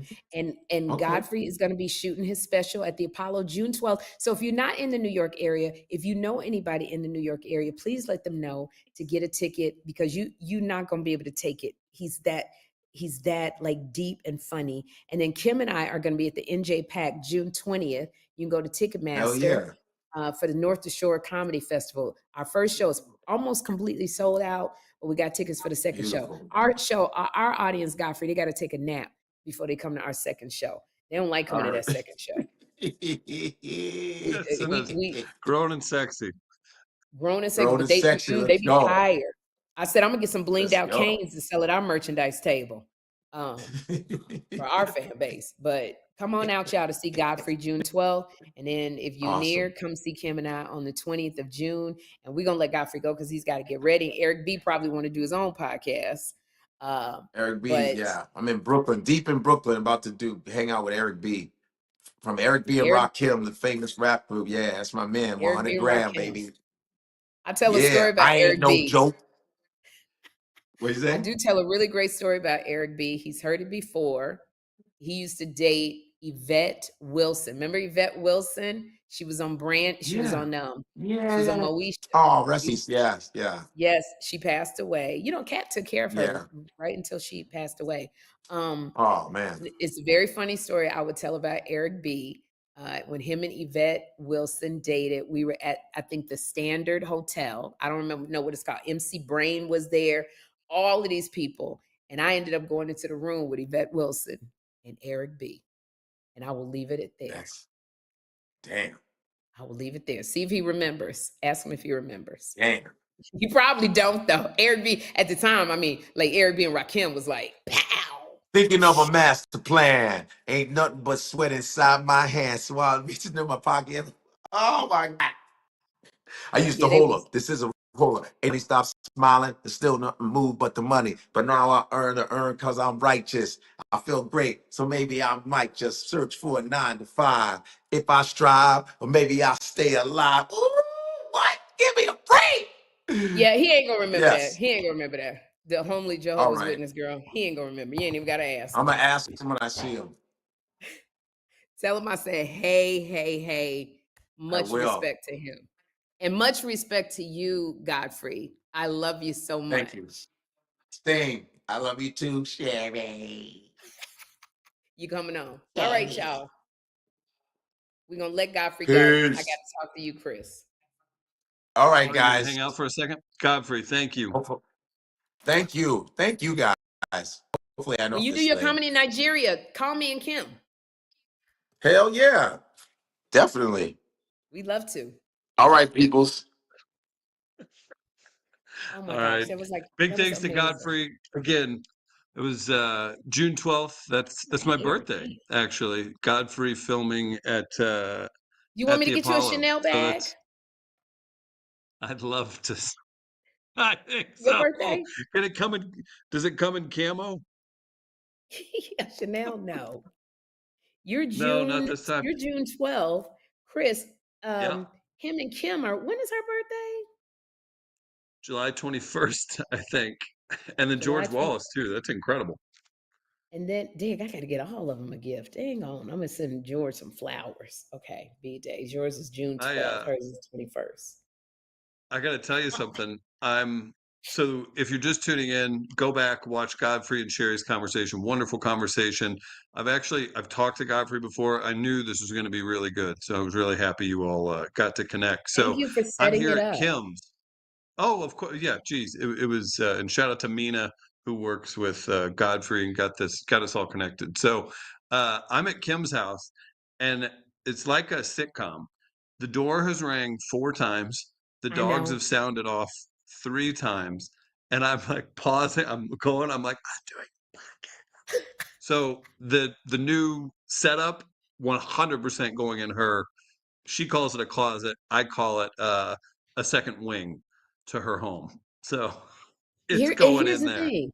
Kym is out of town and people are still coming by. I told you. I Yeah, told you. and everybody probably has a reason. No one's just like here hanging out or anything. I mean, she has a pool and a tennis court, obviously, that you've abused the electricity on. But yeah, there's no one just chilling by the pool, which is usually the case. If you have a pool or grew up with a No, pool, they work. there are the most random people that show up. No, there's people just popping in and I out. honestly, Kym has had a pool. She's had that house for over 5 years, and nobody's ever really swam in it except Joshua. Nobody comes but That's they come to clean it. crazy. Kym has everybody cleaning the pool. And the Mm. people that Kym has cleaning the pool, they're not certified pool cleaners. It's usually the first time they've She ever would have cleaned a found him. damn pool. What I can see happening. Kym Kym goes to a comedy club, like an open mic night, and then she leaves with she dangles that she's Kym Whitley and somebody's going to be her writing partner, and she recruits 4 fresh faces that come, and now all of a sudden they're fixing pictures, They cleaning they're the lining pool, up the all of a kitchen. sudden, they sewing up the tennis net, fixing the daggone, they over in the shed, fixing the rooftop. Hmm. And they just came to help Kym write Yeah, material. Kym will draw you into that spider's web, and you will find yourself being the maintenance man, but not the I maintenance you wanted. I'm not an installation engineer for live streaming studios, but it's been 5 years, so I'm taking charge and I'm making this happen before I leave California on the 28th. So the That's next what time you Kim have comes to on, do. You have to do that yeah, with Kym. You have to say, I'm going to make the decision, because if you leave it up to Kym, and I learned that the hard way when we went shopping for a Christmas tree. She complained about that damn Christmas tree for so long and so many years. We went to Home Depot and were there 3 hours, 2 hours and 30 minutes too long. We looked at 19 trees. She finally found a Christmas tree she liked. She had Mignet, who Mignet, she talks about all the time, was my son's Manny. Mignet couldn't even watch Meunier Jeffrey is great, because by he the over way. there. Shout out to Meunier. Mignet is amazing. She had Mignet putting up Christmas lights. She put that whole tree up. And I came back. I said, where's the tree?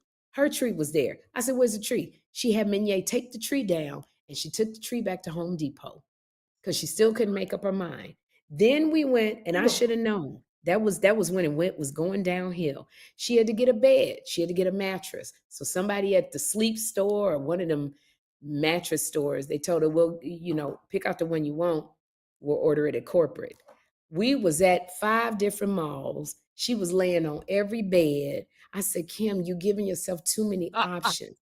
She had Right. Erlene and then I found out she snuck Erlene with her because she didn't want to hear my mouth. Yep. Then she took Andre with her. I said, Andre, she just took Erlene the week before and I went with her. Andre didn't know. When I tell you, Kym don't know how to make a decision.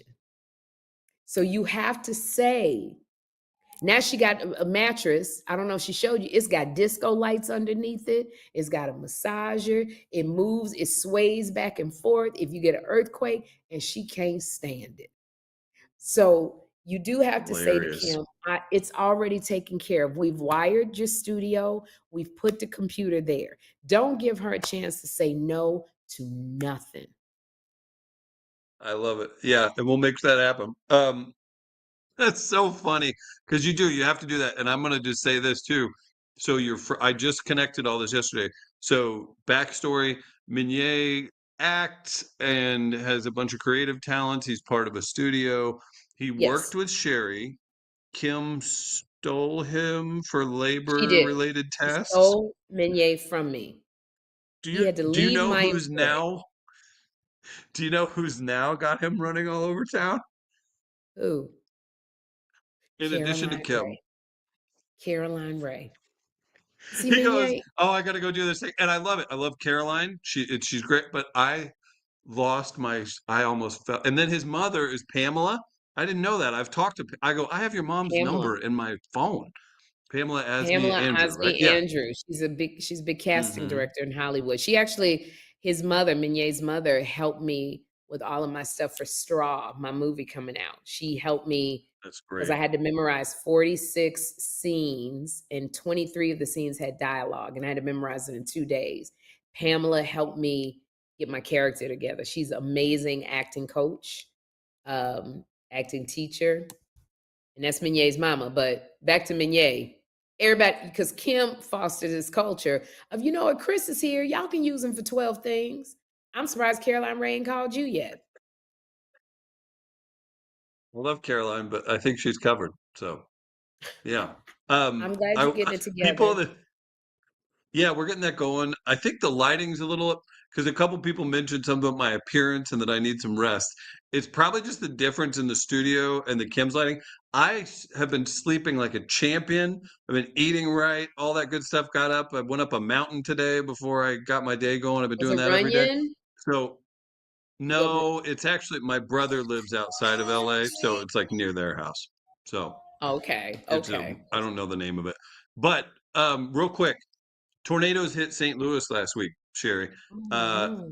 drastically affecting just I can't imagine a worse part of town. It ripped through the actual city. That's the tornado from the arch, if you Oh, see this. no. And then all of North City and then parts of other parts of the city. I was there. It was like half a mile from us. This is what most of St. Louis on the north side looks like right now.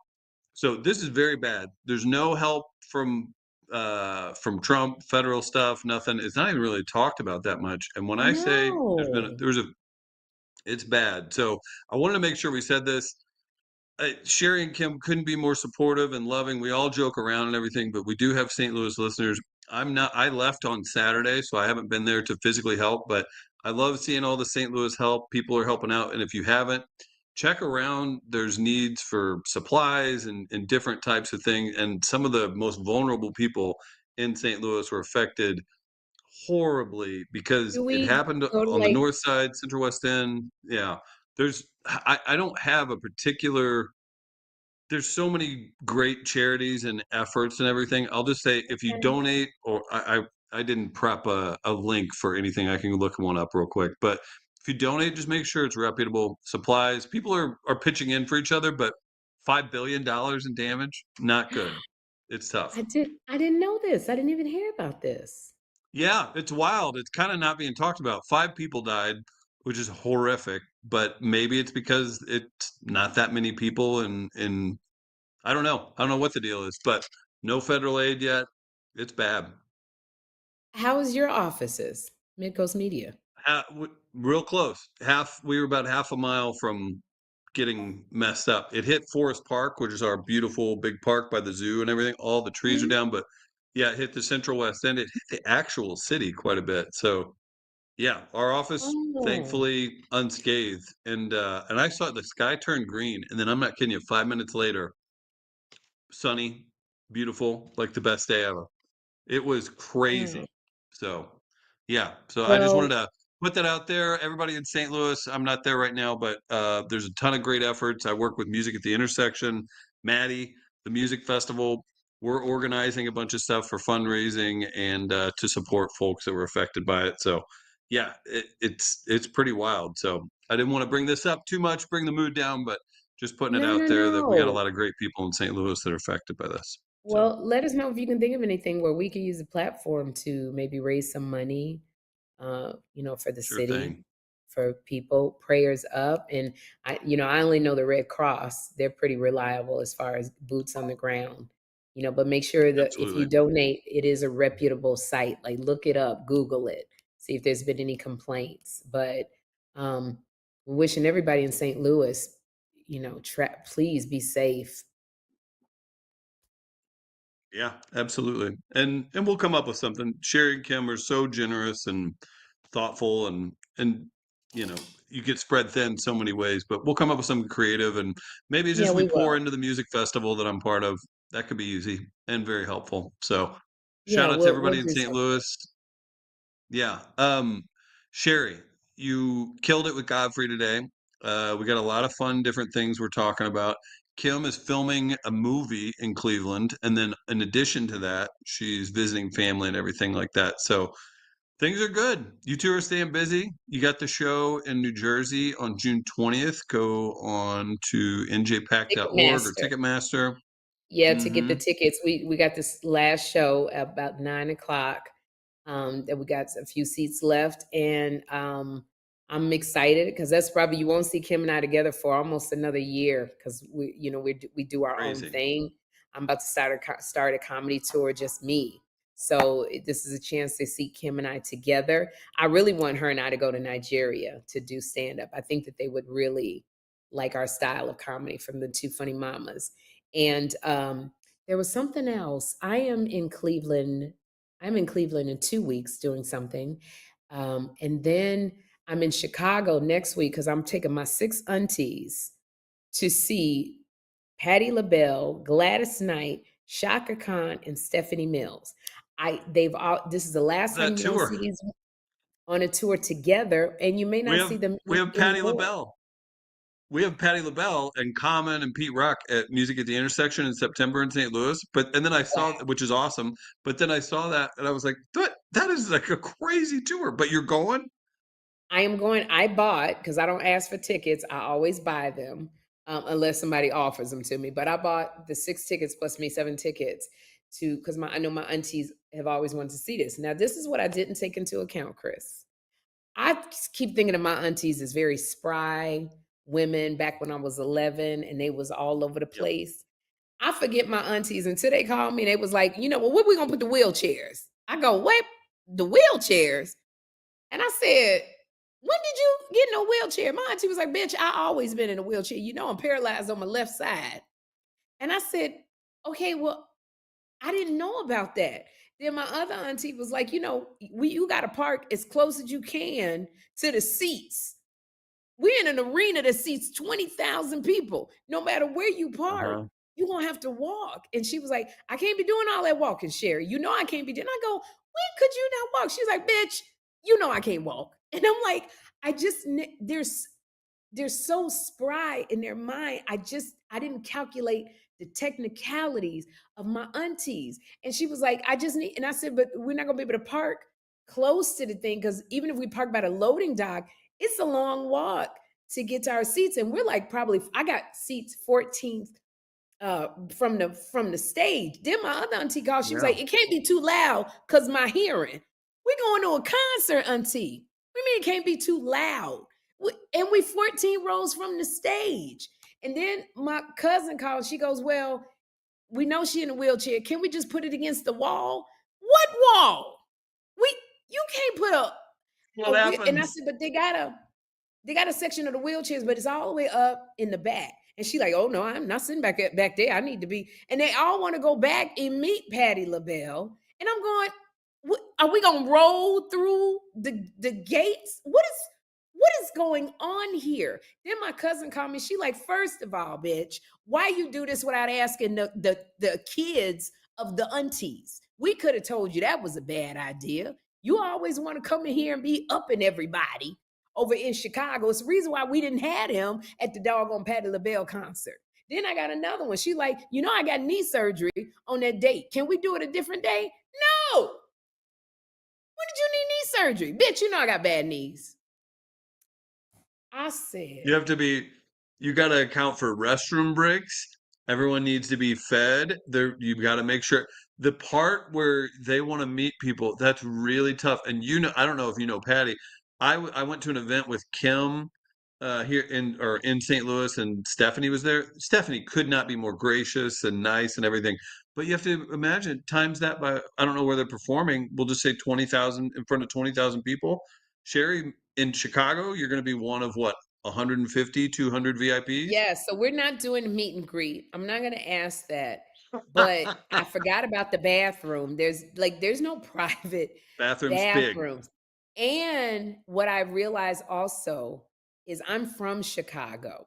So it's different from getting recognized in New York or LA. This is old hat for New York and LA. So people don't bother me, but I'm from Chicago. We do very well in the ratings in Chicago. So I have to have not one, but to sue security guards to take my aunties to their seats, and then they have to come get me because it's not good if I walk with them. Because if I got to run, they can't keep up with me. So I got and then the security guys are like, "Well, where's our ticket?" What you mean, where's your ticket? Now I got to get 2 more tickets for you to see the concert? And they go, "Well, how are we gonna like? We can't protect you if we're not near you." Oh, so now you got to sit by the stage too. I said, I did not think this through. Going to see Patti LaBelle, and I think I'm supposed to be at Patti LaBelle tonight. Oh my gosh. Is she tonight? Or is that Beyonce? I'm supposed to be at somebody concert tonight. I forgot. Beyonce's at. I bring her up all the time. I was on the phone with Mia Jackson, comedian, before this. She's going to Beyonce at City Field where the Mets play.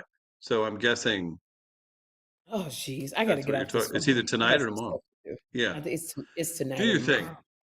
But it was a great podcast. I'm glad I got to talk. I'm glad you're taking care of Kym. You always do. We appreciate it. And all of the viewers, followers, please hit subscribe on YouTube to subscribe to us to get the notifications. We will really appreciate it. Thank you for blessing us to get our third NAACP Image Award, y'all. This every time Kym and I get tired and we go, should we stop doing the podcast? Y'all are so loyal and so like amazingly beautiful. We go, no, we can't. So we do this for y'all. We do it for us because we have fun, but we do it for y'all. And we're very, very thankful of the following that we have built up. We're thankful for you, Chris. And I think that's it. I got one more thing. I'm gonna sneak this in. Gallery Laughs, free show in St. Louis, May 30th. I think I'm gonna organize a food drive around it too to help folks with that are suffering right now. Jonathan Kite, you know him from Two Broke Girls. My buddy Larry Green is gonna feature and open. There's Scooter Brown. He's a DJ. He plays saxophone while he DJs. He's incredible, and it's in our art museum. And come out, check it out. Kym will be there in November. You know that's right, Sherri. I'm gonna get her there. Yes. We got to make it happen. So When I Gallery tell Laughs you, is May 30th, and it's free at the St. Louis Art Museum. It's wild. So and come on go out. see it, and Chris, and bring some food. Chris will tell you what he needs. I got to tell you, I can't believe Godfrey didn't remember why he got fired from my show. Oh, that's so funny. Well, you got to think he's super busy, but that would be pretty memorable if you got let go like that. Like you're good enough, you get the job, But and then no, I'm not going to blame him that he don't remember that he didn't get fired. He did remember he got fired. He didn't know why. He didn't know oh, why okay, he got fired. And that was the reason why that I explained to him, you improv so much and you were so funny, but the right, writers, this is for anybody who's an actor. When you go into an audition, don't change the words that they write on the script. You do your yep, reading the way they wrote on the script, then you ask, can I do it a different way and put a little bit of a different spin on it? But you never go in and change the writer's words. They wrote it for a reason. They want to hear it. That was what happened on Sherri. The writers wrote so well, you didn't have to improv. And Godfrey was not used to doing a bunch of acting. So when he came on playing my boyfriend, a comic, that he knew very well, being a comic, he put his own spin onto it.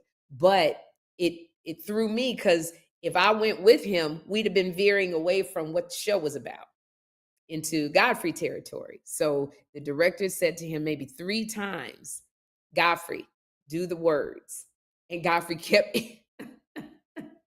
every what time I happened? would do my line, he would do, and I go, I don't know where I'm going from here. And so they fired him. I went to lunch, I came back, he was gone. And we had an actor in there, bona fide actor, Vanessa Williams' brother, Michael Williams. Oh, Chris Williams, not Michael Williams. His name was Chris Williams. He came in there and played the role. You So you reminded me. Because you said the white sitcoms are really like that big time too. I remember feeling as dumb as I've felt you know, David Koechner. He was on The Yes. Office and Anchorman and everything like that. I did a live interview with him where we had like a big audience there and everything.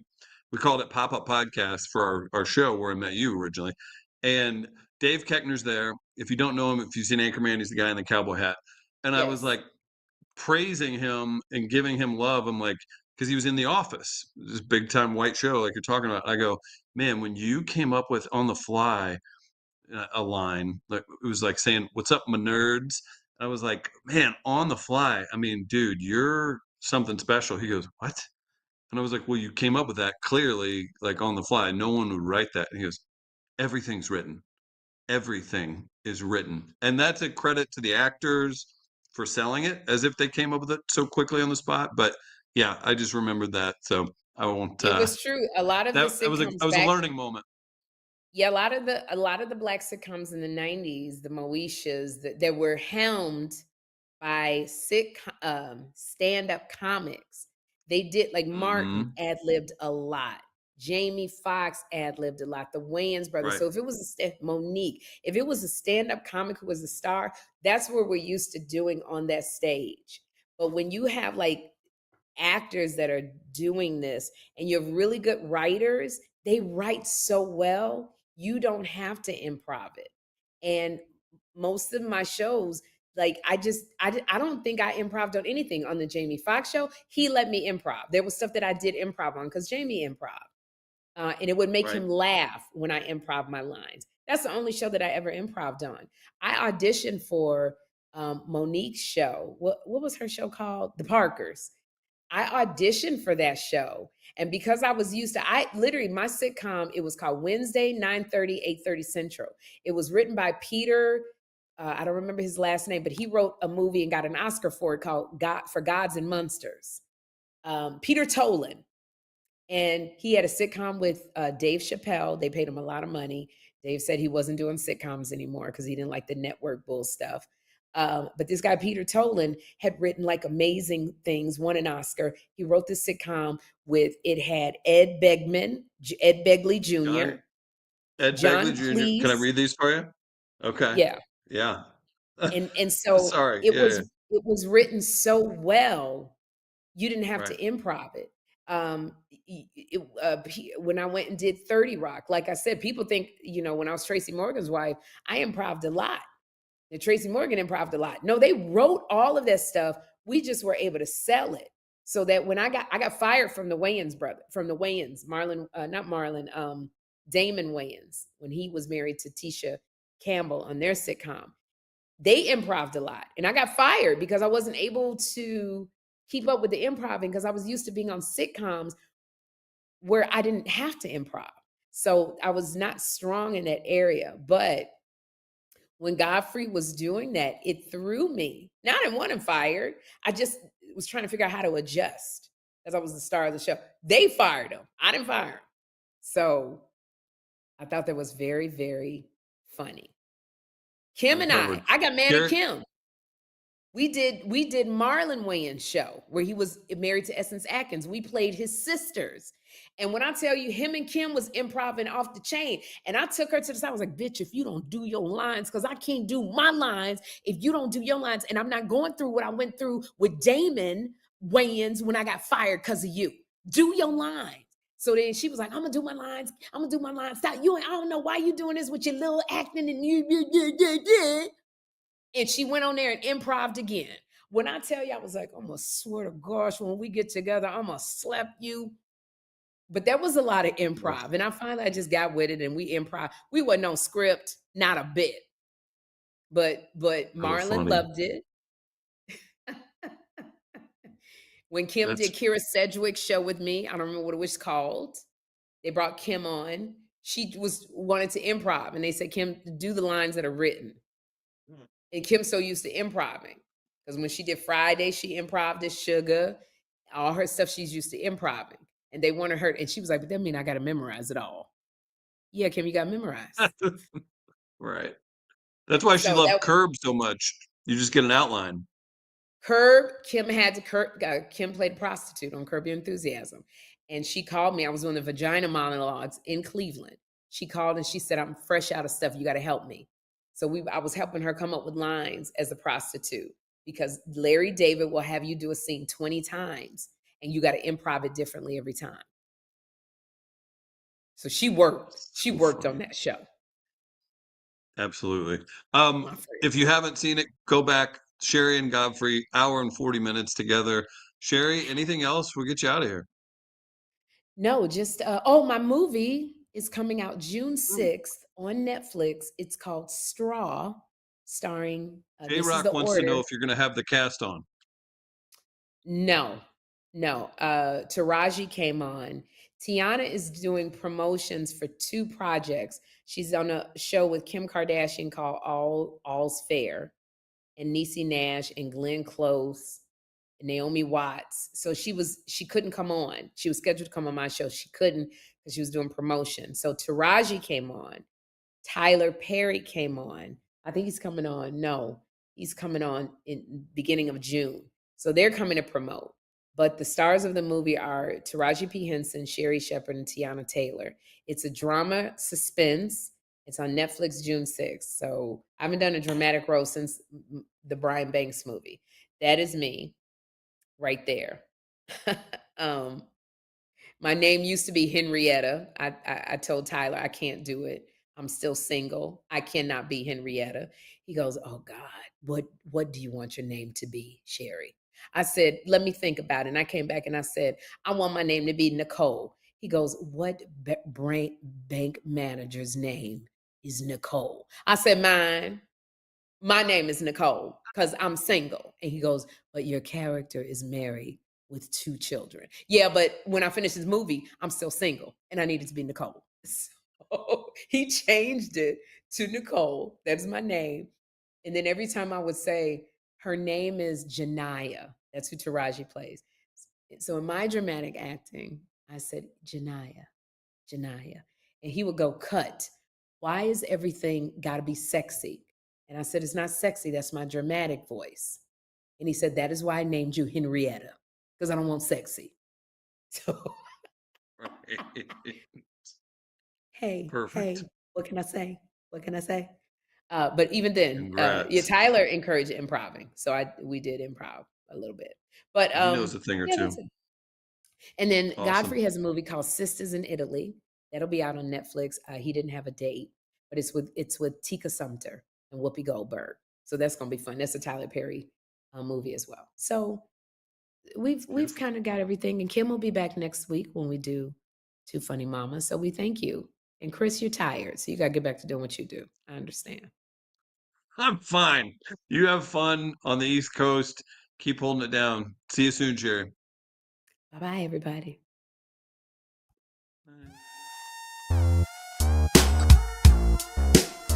Two funny mamas. Two funny mamas. What's with the grin? Sherri and Kym. Yeah, that's